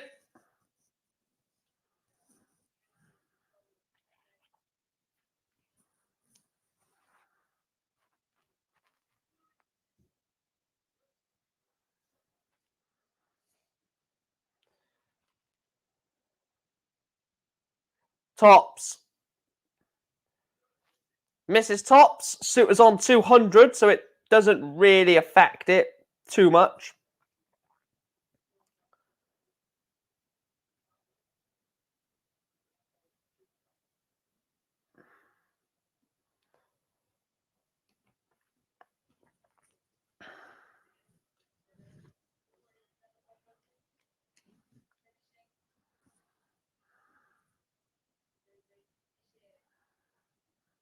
Tops for Jose de Souza. He leads by 1 leg to 0 in set 7.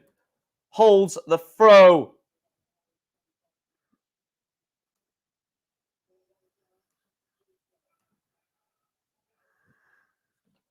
Suit has to hold.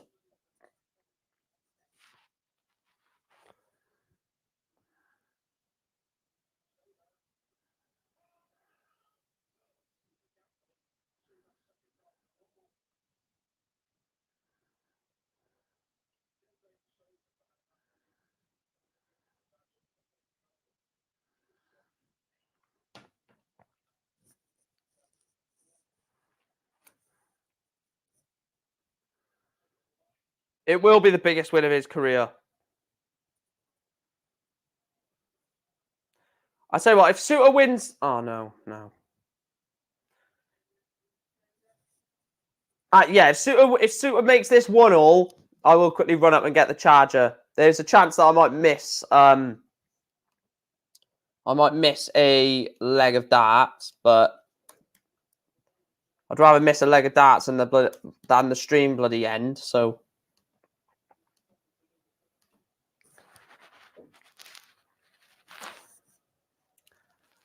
So 2-2-1, Alan Suter is on.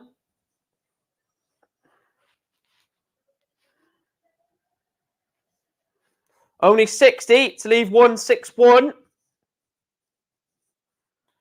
You guys probably say it's better if the stream ends, so you don't have to listen to my boring voice.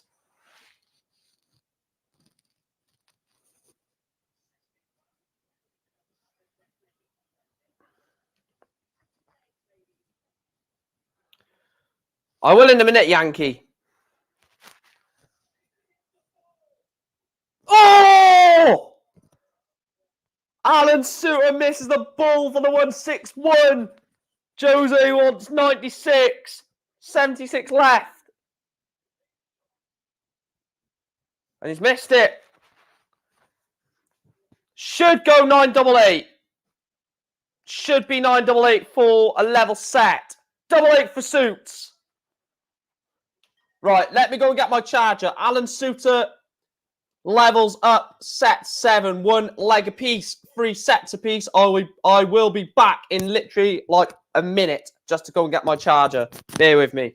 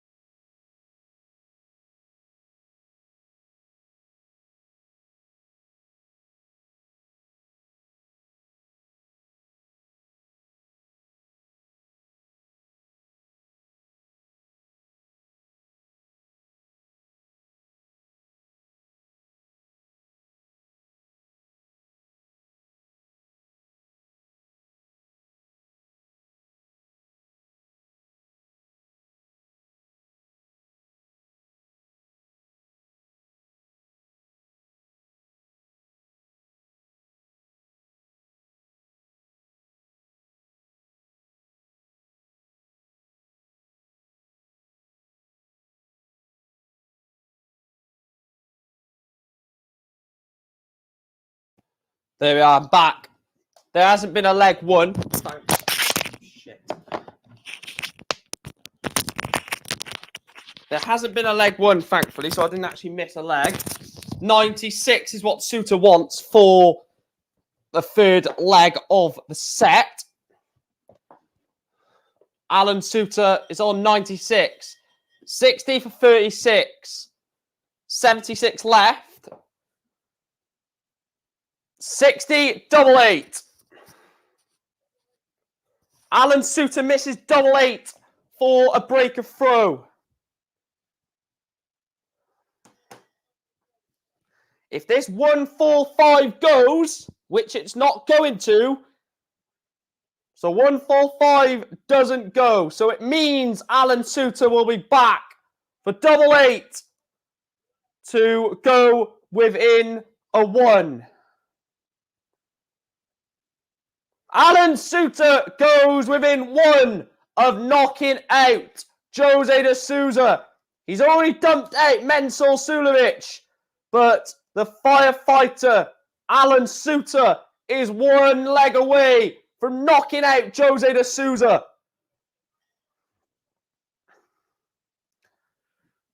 What a big moment this for Suits.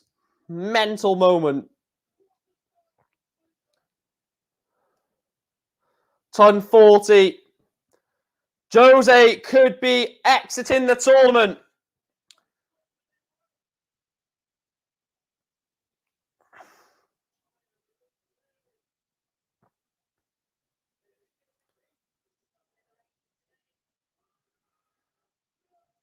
One, 3, 4 for Alan Suter, which means Jose de Souza has to hit the max or a 140, and he is not going to do it. So Alan Suter will have 6 darts at 227 to knock out the world number 5, the 7th seed Jose de Souza.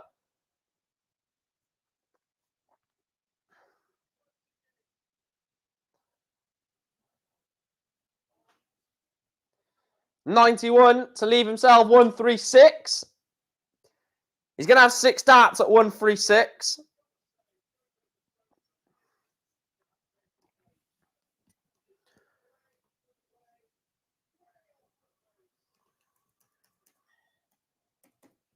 No way. No way. Double 8. Alan Suter knocks out Jose de Souza. And the firefighter gets his place into the last 16. Alan Suter on the 136. 60-60 double 8. Alan Suter, take a bow. Suits is into the last 16. Alan Suter, what a fairy tale story this is. The man that only won his tour card this year is now up into the top 51 in the world. And he is into the last 16 of the players?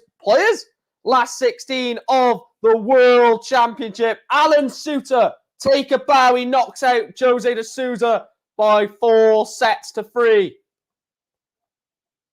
What a finish. 136. Alan Suter knocks out the special one. Jose de Souza is out.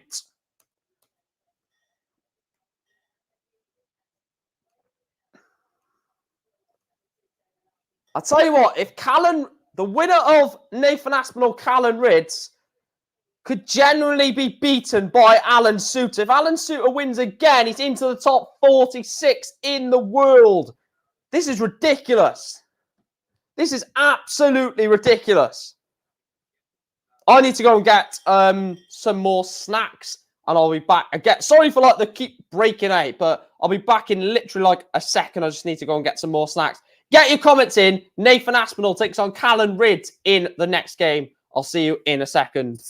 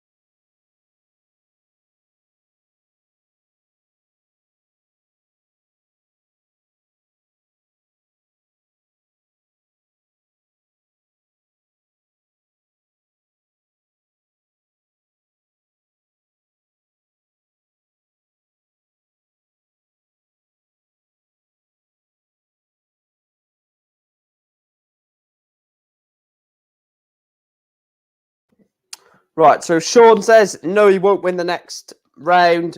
Souza was absolutely terrible. Yes, but you've got to beat what's in front of you, haven't you? So.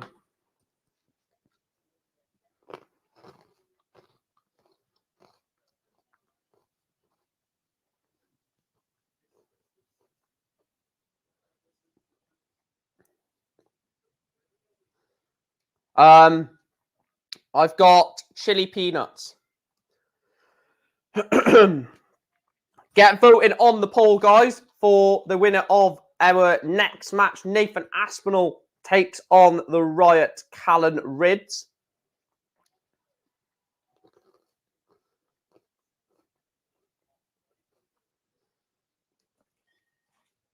I reckon Callan Rids wins this, to be fair.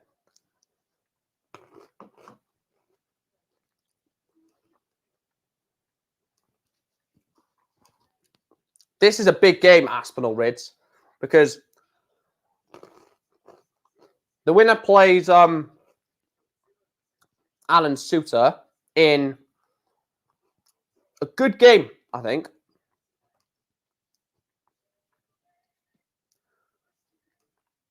So we've got nearly all of the last 16 ties done. So far, the last 16 ties are Gerwin Price taking on Dirk van Duivenbode, Johnny Clayton taking on Michael Smith, James Wade taking on Martin Kleermacher, Raymond Smith against Mervyn King, Peter Wright against Ryan Searle, Alan Suter versus Aspinall or Rids, Chris Dobie against Luke Humphries, and Gary Anderson or Ian White against Rob Cross.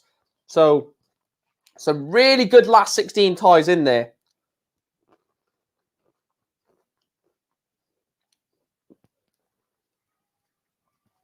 Yeah, Wade has got Kleermacher.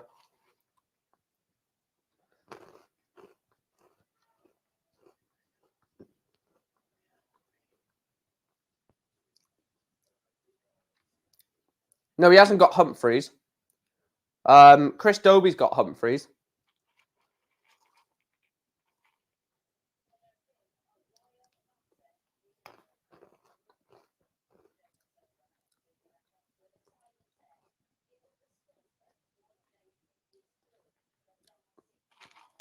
My match of the last 16, in my opinion, is probably got to be Clayton Smith.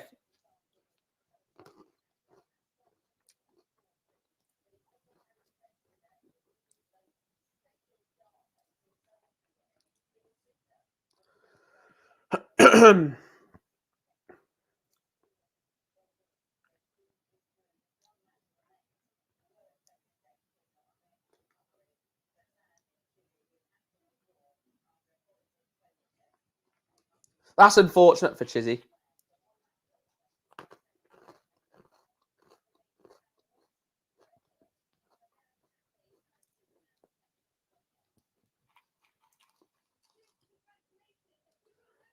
Alan Suter loves the last set in this tournament. He does. There's only 2 matches on today. How? Because Dave Chisnell did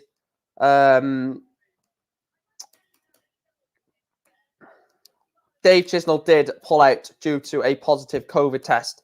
So there's only been 2 games, or there will only be 2 games in this session. Merv King, yeah, he's still in there. I would agree, Sean, that it was not that good of a game, to be fair. Rob Cross looks on it, guaranteed. Another thing guaranteed is Clayton Smith in a last set decider. I don't like Alan Suter only because he has a tribal tattoo.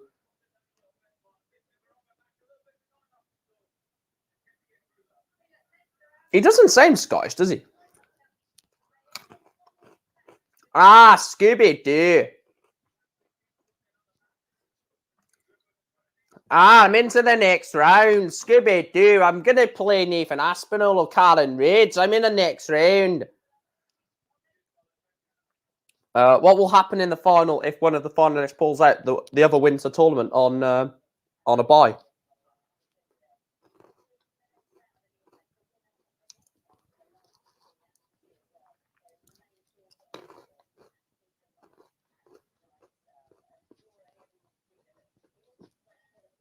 We could get a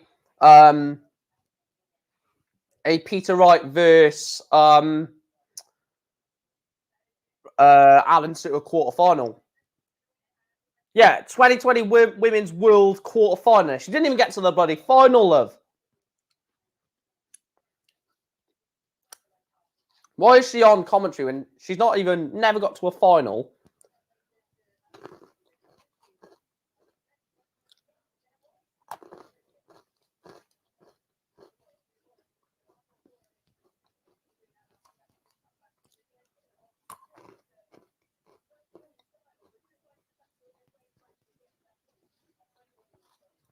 Can you imagine getting to the final based off a bye? Imagine the player you was going to play in the semi-finals pulled out with COVID and your place in the final was done by a bye. Surely there would be mixed emotions because, yes, you're going to be buzzing that you're into the final, but it's done by default, basically.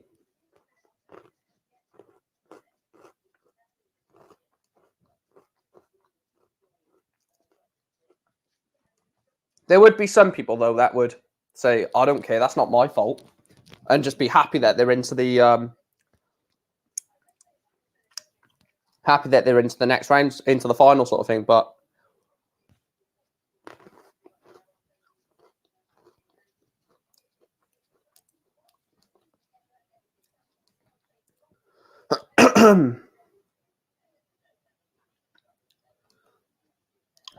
even though Chisnall and MVG had COVID, they would literally be fine within 2 days. Yeah.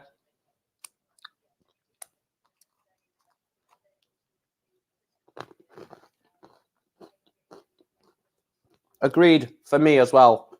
Yeah. I would need a buy-in round 1.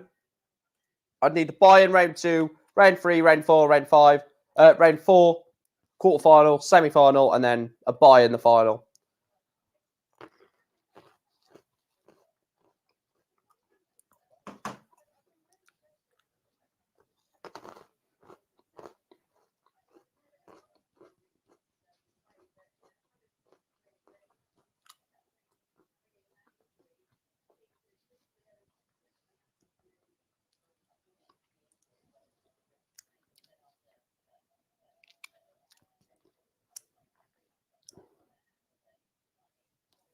Who's pulled out? A lot of fake, false positives with those tests as well.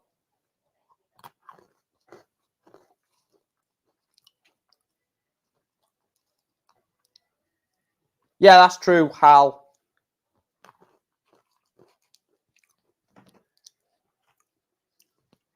We were meant to play tonight.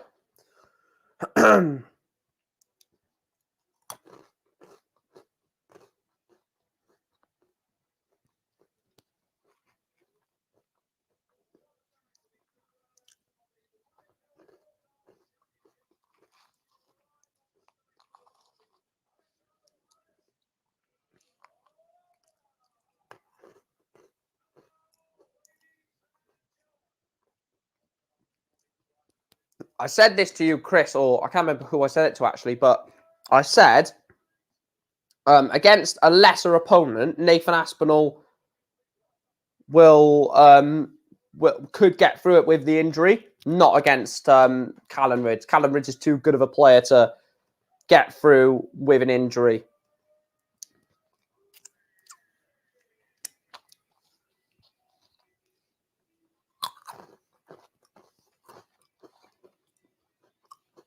Going to end the poll now.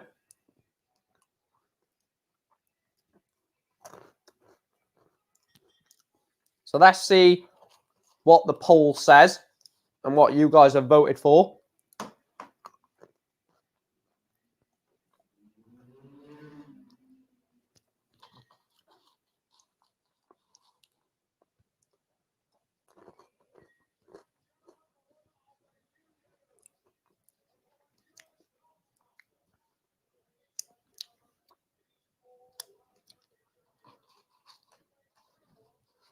Call him Mr. Brightside. 52% Aspinall is what you guys have gone for.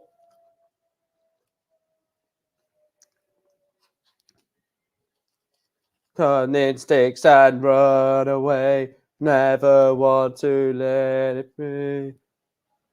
Just the boys out in destiny is calling.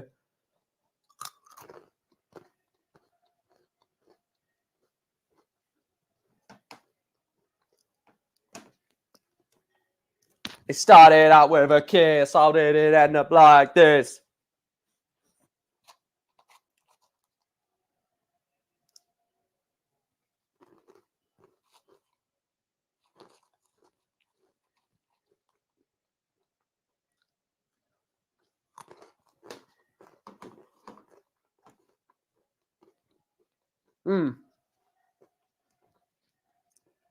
That's what I meant there with that comment.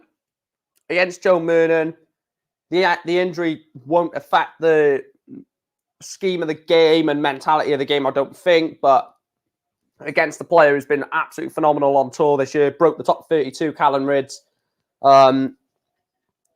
Hopefully, will be a seed at next year's World Championship.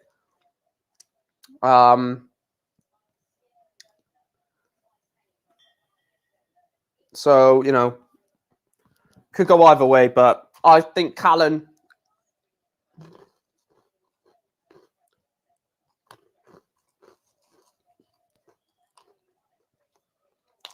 Yeah, this could be a World Championship final in 3-4 years' time.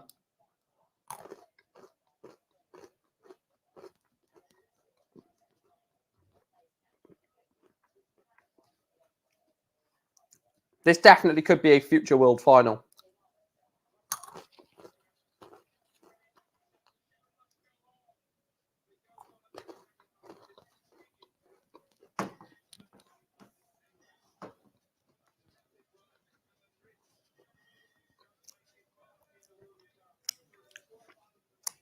Let's crack open the second bottle of the day. It started out with a kiss. How did it end up like this?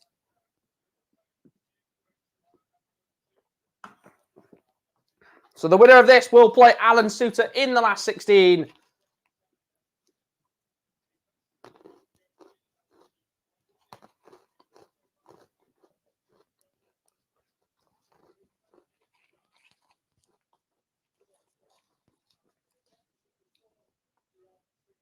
You can already see that he's struggling with that arm. You can already see it. Where's the remote? Oh.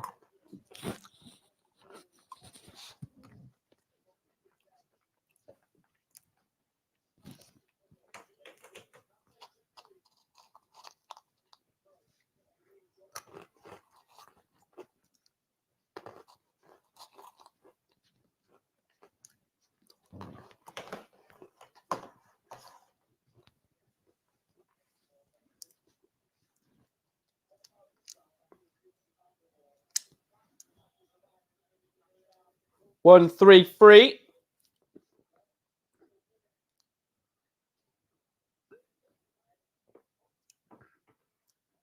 I think he wins this, Ridds. So both on 170. Nathan cannot take it. Callum Ridds will have a dart. Oh, well, he might not have a dart at the ball.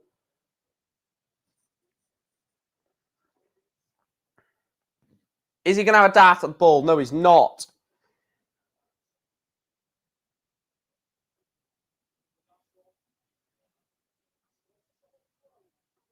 So 130. Treble for ball. So Callum Ridds wants 90 for the break of throw to lead the Asp by a leg to 0.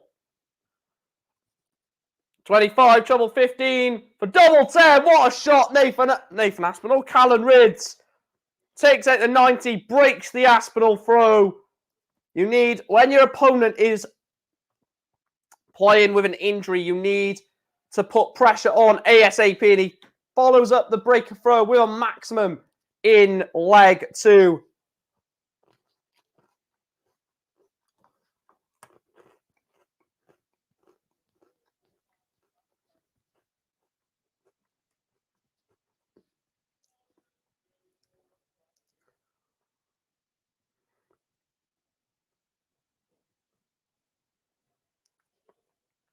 Nathan Aspinall could drop out of the top 16.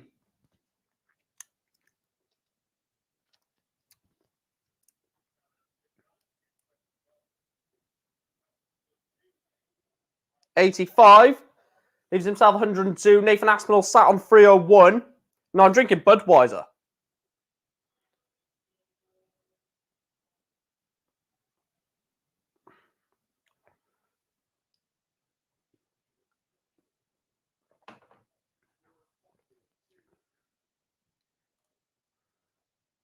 $167 for Nathan. He's not going to take it. So, Callan Ridge will be back for 56. Should be 16 tops. Could go 20 double 18. He's gone 16 for tops. Double 10. Callan Ridge misses a couple of leg darts. Nathan Aspinall wants double 9. He won't want to come inside. Needs to compose himself. Nathan Aspinall does come inside, so Ridge will be back for double 10. Double 10 for Callan Ridge to hold.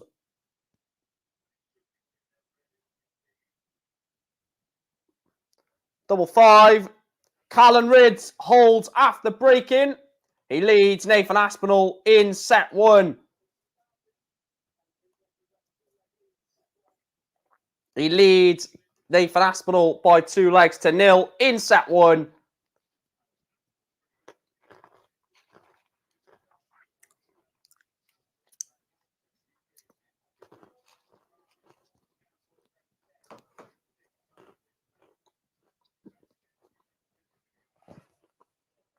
No, I haven't, Boo.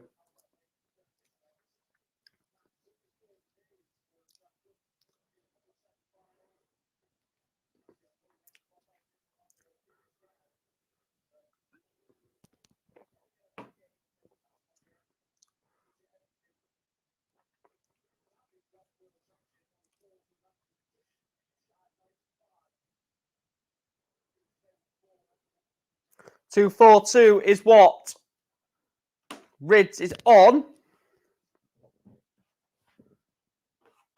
Only 60. So Aspinall needs a big shot here from 260.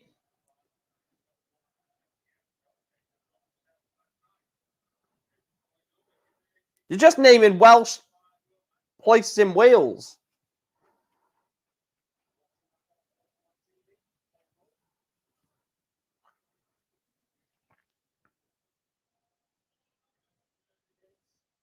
$138 to leave 44.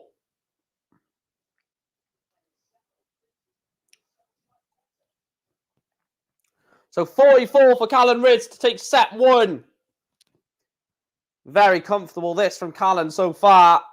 Tops for Callan Ridge, double 10.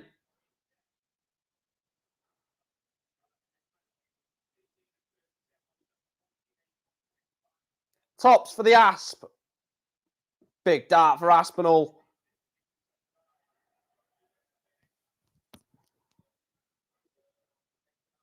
Nathan Aspinall gets a leg back. Holds throw. Callan Ridge is throwing for the set. Oh, right. Now I get you.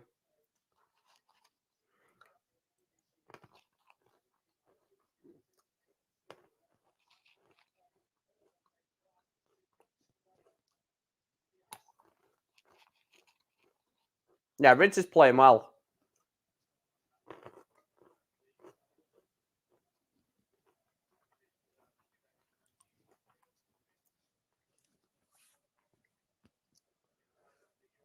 Needs a ton 40. Gets a 140 Aspinall. Callan needs a 140 now. Only a ton. You think Nathan Aspinall is going to break Callan Ridge in this leg, you feel?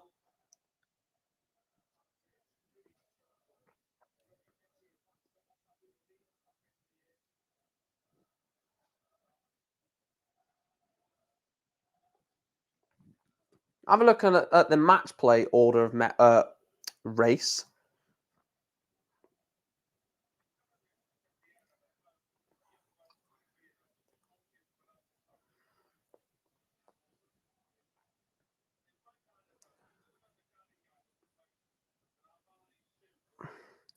So 26 grand was enough to get you into the match play last year. And Callan Rids is already on 20.75 grand. 52 for the set for Rids. Could go 20 double 16. Instead, he's gone 12 tops. Callan Rids takes set one. He leads the Asp by 1-0. The Riot is rioting on the Ali Pali stage. Nick van Aspinall 0. Callan Rids 1 in a race to 4.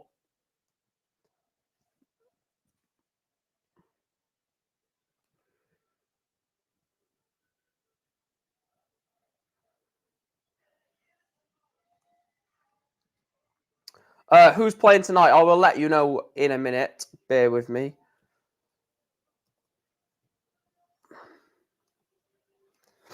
So the order of play tonight, whether they go ahead, I'm not too bloody sure. Don't want to say anything if games don't go ahead. But scheduled is Gary Anderson taking on Ian White in the final of the round 3 matches. Gerwin Price takes on Dirk van Duivenbode in the first last 16 game, and then the second last 16 game, and the third game of the night, Johnny Clayton taking on Mike Smith. But I will say this now, I've said it, at the start of the stream, and I'll say it now. I do potentially see Dirk van Duivenbode pulling out against Gerwin Price. Not just because I'm a Gerwin Price fan and I want Price to win the tournament. I just think that Van Duivenbode, Van der Voort and MVG spent Christmas together. Both of those have left the tournament with COVID. Maybe Dirk will be the third man.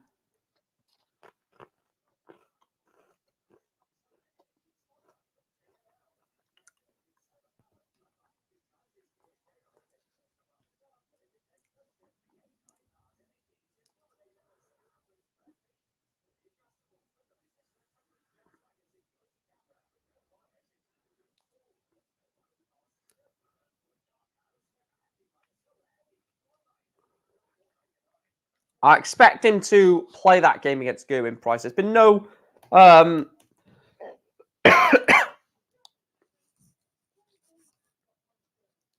there's been no sort of news or anything to say that Van Duivenbode won't be playing tonight, but I have a suspicion that maybe that game.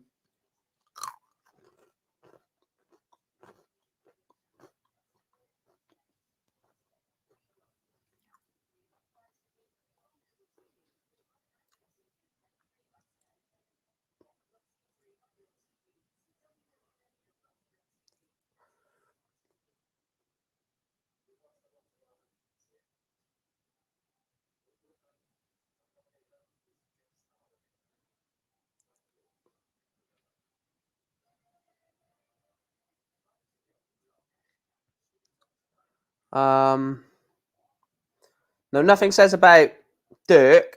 So I think Dirk.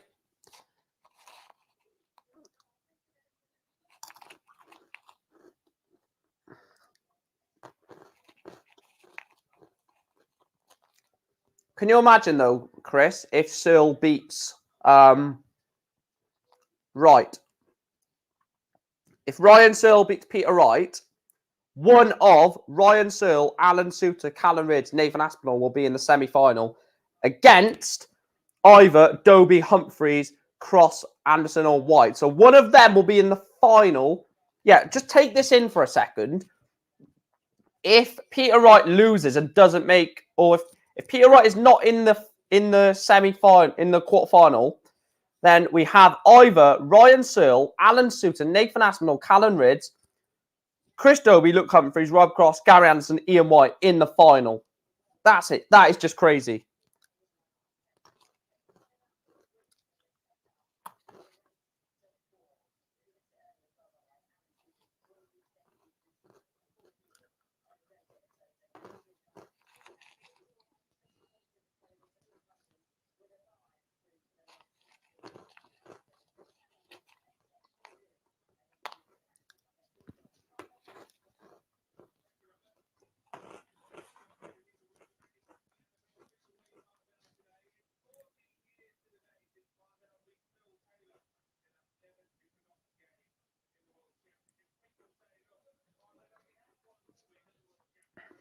Looking at some of the names that could be at the match play in the summer, we got Martin Schindler, who could be there. Florian Hempel could be there. Keane Barry's on the verge of being at the match play. Alan Suter, Joe Mernon could be potentially at the match play. So could Richie Edhouse at the moment. Some decent players, some players that have not really been on TV that often are potentially in a spot for the match play in the summer. I think Callum Ridds is at the match play already. Same as Damon Hatter. Let me have a look.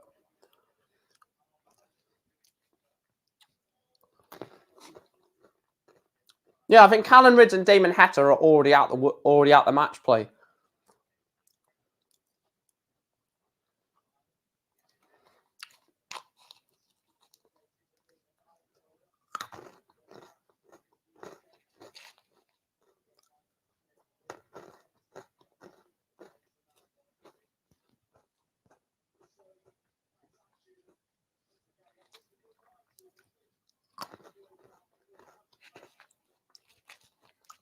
Who did Gary Anderson beat again in round 2?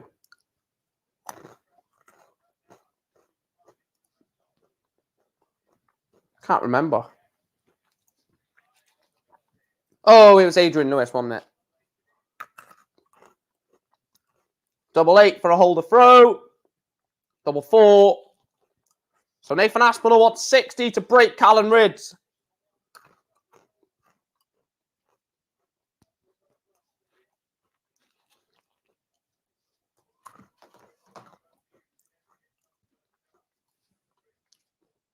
Double 4 for Callum. Callum Ridds holds throw against Aspinall.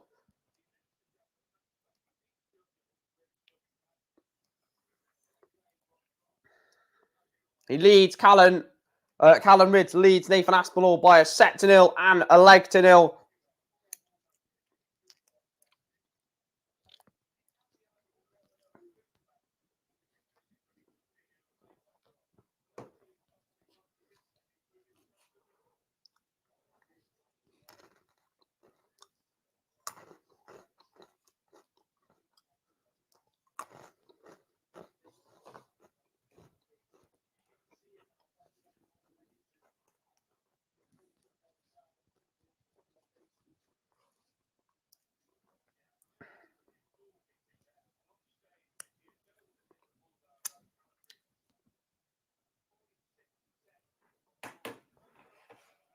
$144 Callum Ridds.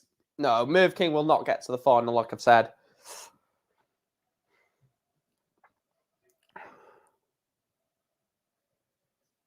I think that injury is starting to play on the mind of Nathan Aspinall. I don't know if you guys agree with me in the chat, but it seems like he's pushing himself at the moment. Asp. 99 from Ridds to leave 78. This would be a shot, though. Oh, look at that. Nathan Aspinall, 1, 2, 3 on the ball.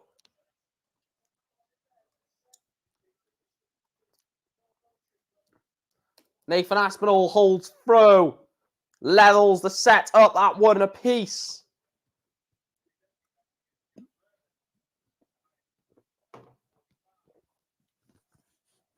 I'll tell you what, I'm definitely not having the jab. My arm is literally killing just from doing, like, everyday stuff at the moment. This arm is really in pain. I'm so glad I'm right-handed darts, because otherwise I'd have to take a bit off darts. But, you know. Actually, I want to show you guys something a minute. I don't know if I'll be able to show you because of the bloody green screen, but the stats. So my average at the moment, I'm currently good 180 from Callum Ridds. I'm current now. Back-to-back 180. Ridds wants 161. 137 for Callum. He's left himself double 12. I'm currently throwing a 41.80 average with a first 9 score of 56.54. My checkout percentage is 9.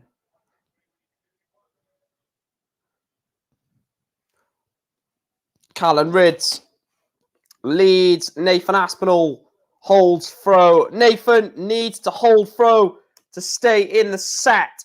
You feel to stay in the match because the moment Callan Ridds builds a big lead, like a 2-set lead, don't see Asp coming back into it, if I'm brutally honest.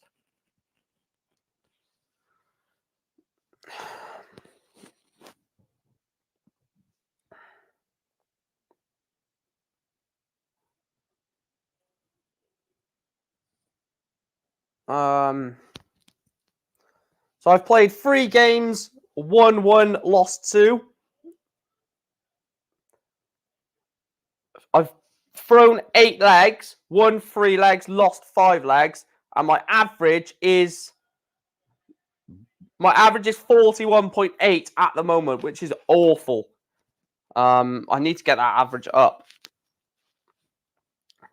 Callan Ridds has left 81 for the set. 57 for 24. 12. Oh, what a visit. Callan Ridds takes out 81 in 2 darts. 57 takes out 24.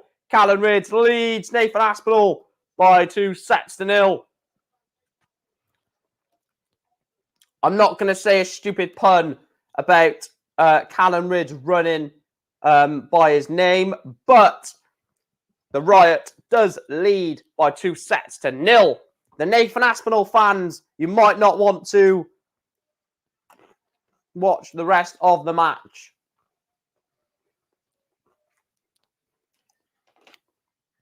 I've got it here. My highest average since I've started recording the averages is 77.65. That is my highest average. My lowest average is 37.75, including 15 missed doubles in that one. And my average, like I said, is 41.44, or whatever it was.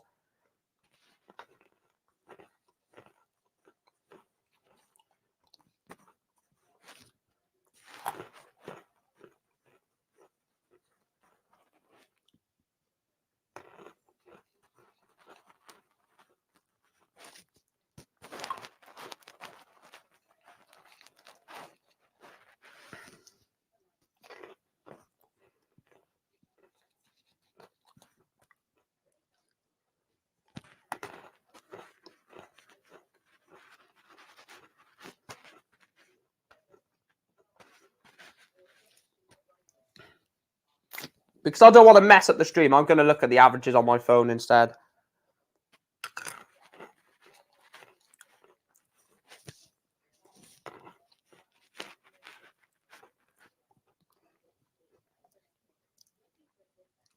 No, you can't really see it because of the green screen. Nathan Aspinall, 92.22 average. Callan Ridds, 95.37 average. 3 180s thrown from Callan. 1 thrown from Aspinall. 4 140s plus from Asp compared to the 3 from Callan. And they've both got 14 100 plus finishes. 100 plus scores, I meant, not finishes. 2 checkouts, 100 plus for Nathan Aspinall. So the only 2 checkouts for Nathan Aspinall have been 100 plus. Callan Ridds yet to have a 100 plus checkout. 40% on the doubles for Ridds, 25% on the doubles for Nathan Aspinall. 6 legs to 2 in terms of leg format. So if it was leg format, it is 6-2 to Callan Ridds. So if this was a Pro Tour, he would have won 6-2. What app is that on? It is on the PDC TV Well, not PDC TV, but the PDC app. PDC app.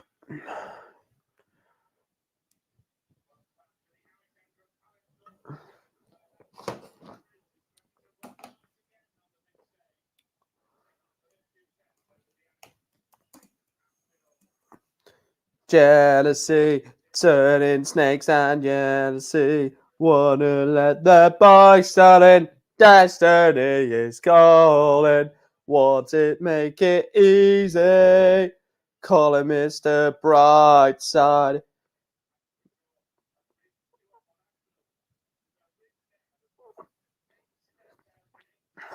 I'm trying to find.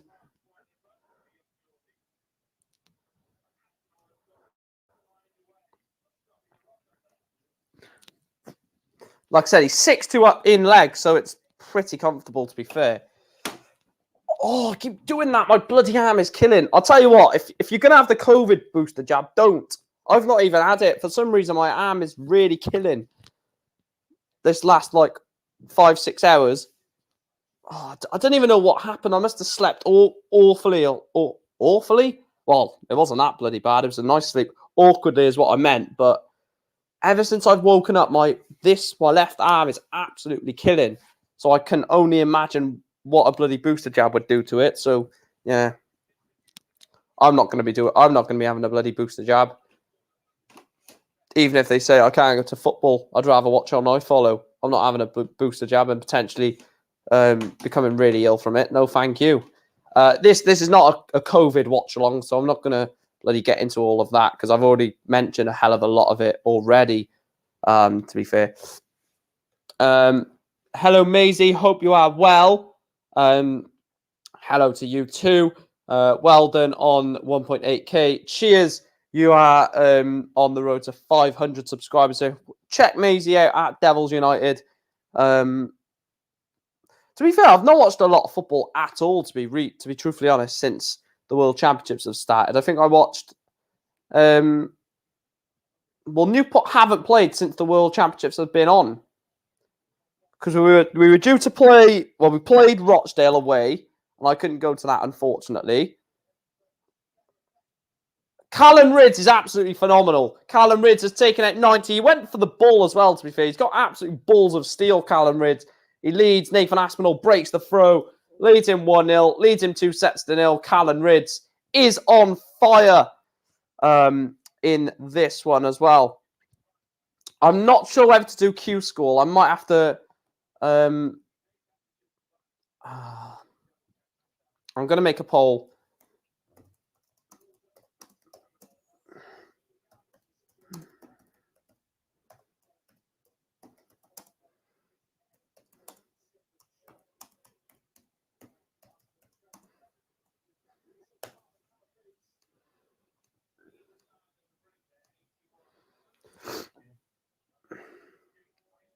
Right, I've just put a poll in the chat. Should I do content or live streams around Q School, which does start at the beginning of the year? So vote on that. It'd be nice to hear your feedback of whether I should do some content on that. Trust me, after my symptoms, you wouldn't want the booster jabs. Yeah, exactly. A lot of people have said, oh, you've got to have the booster jab. You've got to have the booster jab. No, I haven't. I'll do what I want. Thank you very much.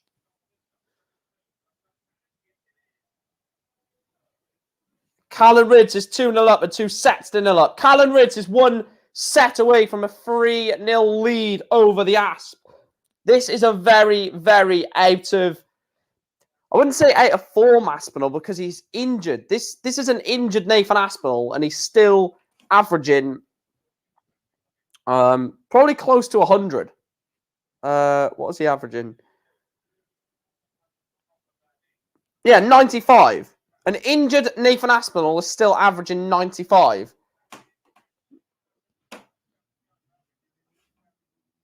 It's your choice, of course, but I know it was best for me to have it. Yeah, look, I'm not gonna turn around and say you shouldn't have it.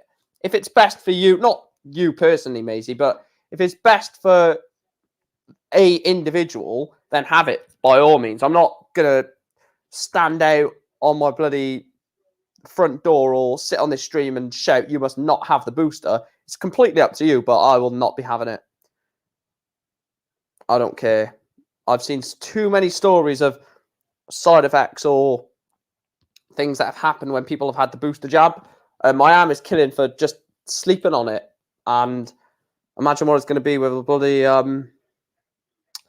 bloody needle stabbed into me. Treble 14, double 16. Callan Ridds leads Nathan Aspinall by 3-0. The riot is running riot. I had to say it. But Callan is running riot. 3-0. A very, very comfortable performance, this, from Callan Ridds. Especially when I'm eating. Yeah.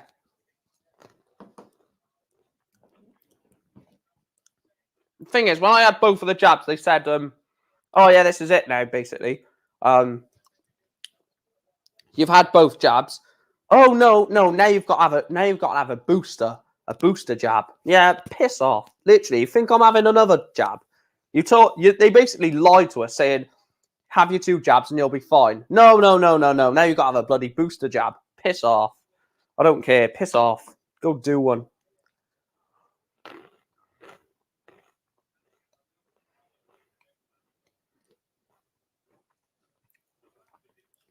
All it is a lie. No, I'm not going to say that because we could go really go off on a tangent, but a lot of what people in power say is lies. 160 for Callan. I tell you what, this is ridiculous. Tops!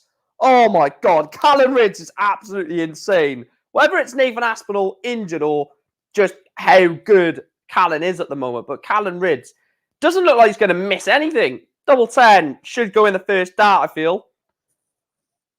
Callan Ridds is absolutely on fire. Callan Ridds is 3-0 up, one leg to nil up. This is ridiculous, by the way. This performance from Callan is just fantastic so far. Oh, this is ridiculous. 180 for Callan. What a player. All I'm saying is what a player. What am I eating? So, matey, this is my snack for the day. I finished squashies, ate all of them. I've had 1 chocolate bar. I've got a 2nd chocolate bar to go. And I've had 2 packets of chili peanuts and 3 bottles of Budweiser. What a day.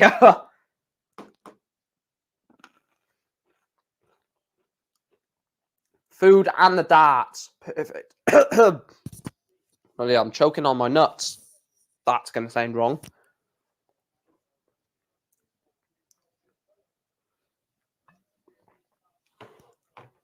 And you can't get the 1-3-1 Aspinall.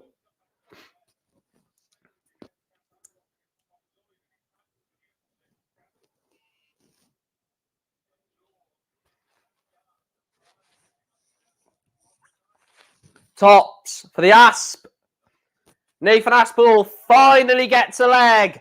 Nathan Aspinall gets a leg back. Levels up, set 4. Callan Ridds will not care about that one bit.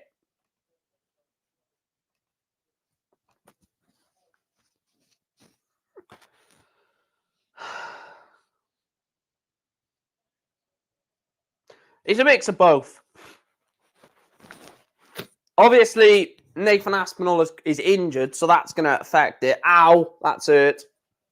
Obviously, it's going to affect it with Aspinall injured, but you can't just take it away from Callan Ridds. But the thing is, Nathan Aspinall is probably still throwing at close to 100 average. So, no, you can't.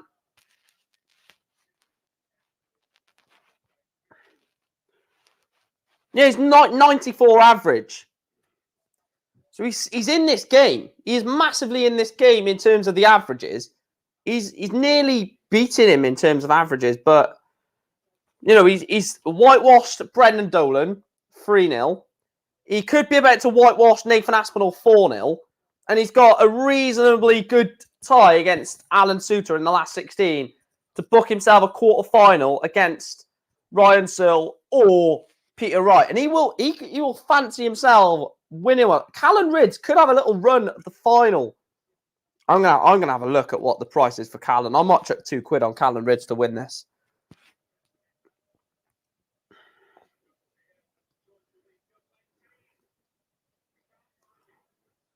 I'm going to put an outside bet on Callan Rydz to win the tournament, depending on his price.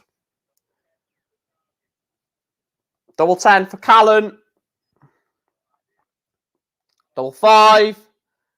Nathan Aspinall wants double 9. Callan Rydz is 20-1. I'm doing it.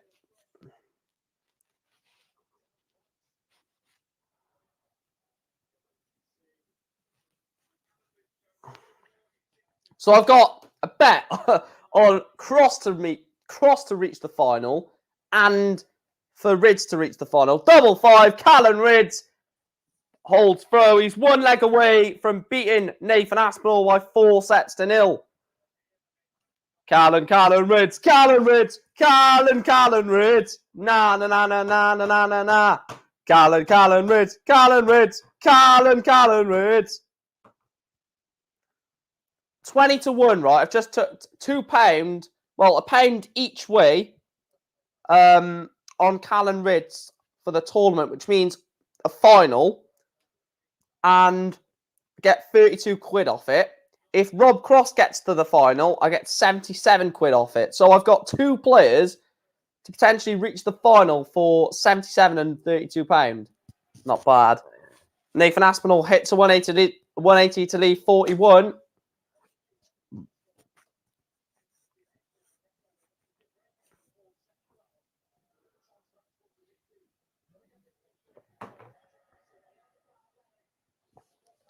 Nathan Aspinall levels up set 4.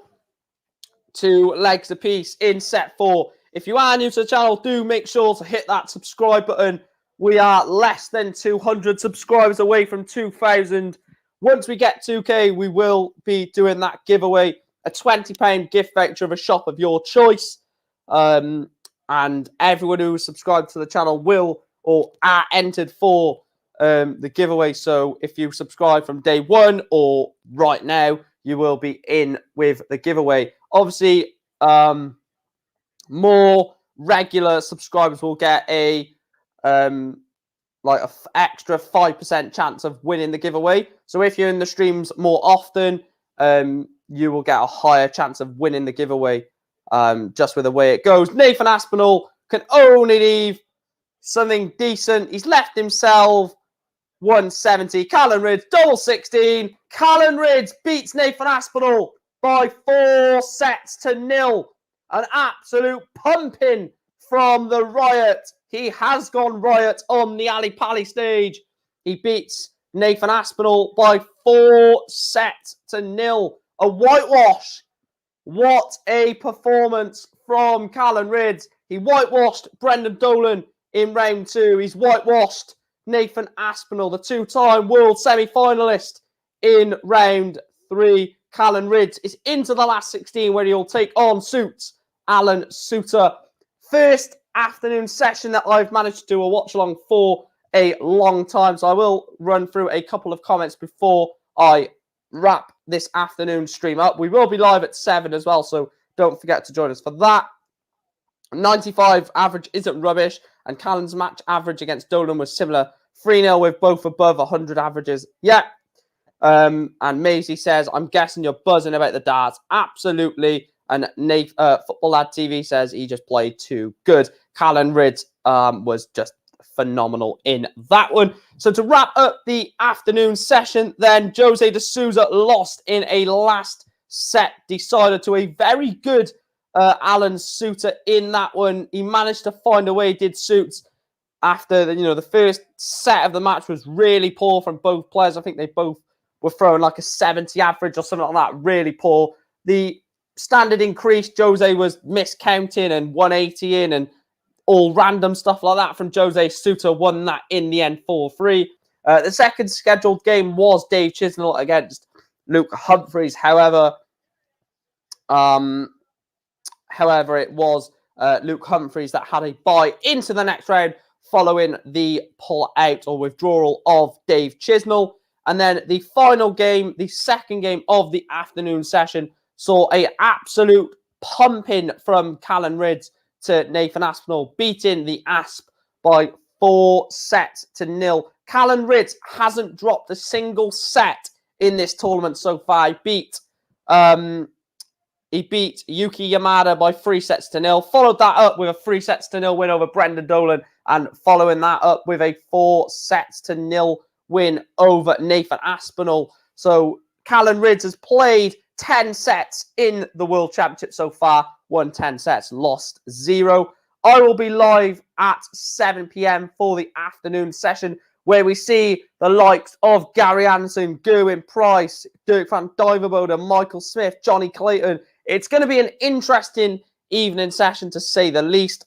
Currently, right now, Dirk van Duijvenbode is playing Gerwin Price, but a lot can change between now and then. So whether we see 2 games or 3 games in the evening session is still unknown. I'll see you guys at 7. Thank you for your absolute incredible support once again. We've hit 1,800, which means going into the evening session, we are 198 away from 2K. Hit that subscribe button, hit the like button, hit the share button, and I will see you guys at 7 o'clock. Up the darts, Callan Rydz smashes Nathan Aspinall, and Jose De Souza loses to Alan Suter.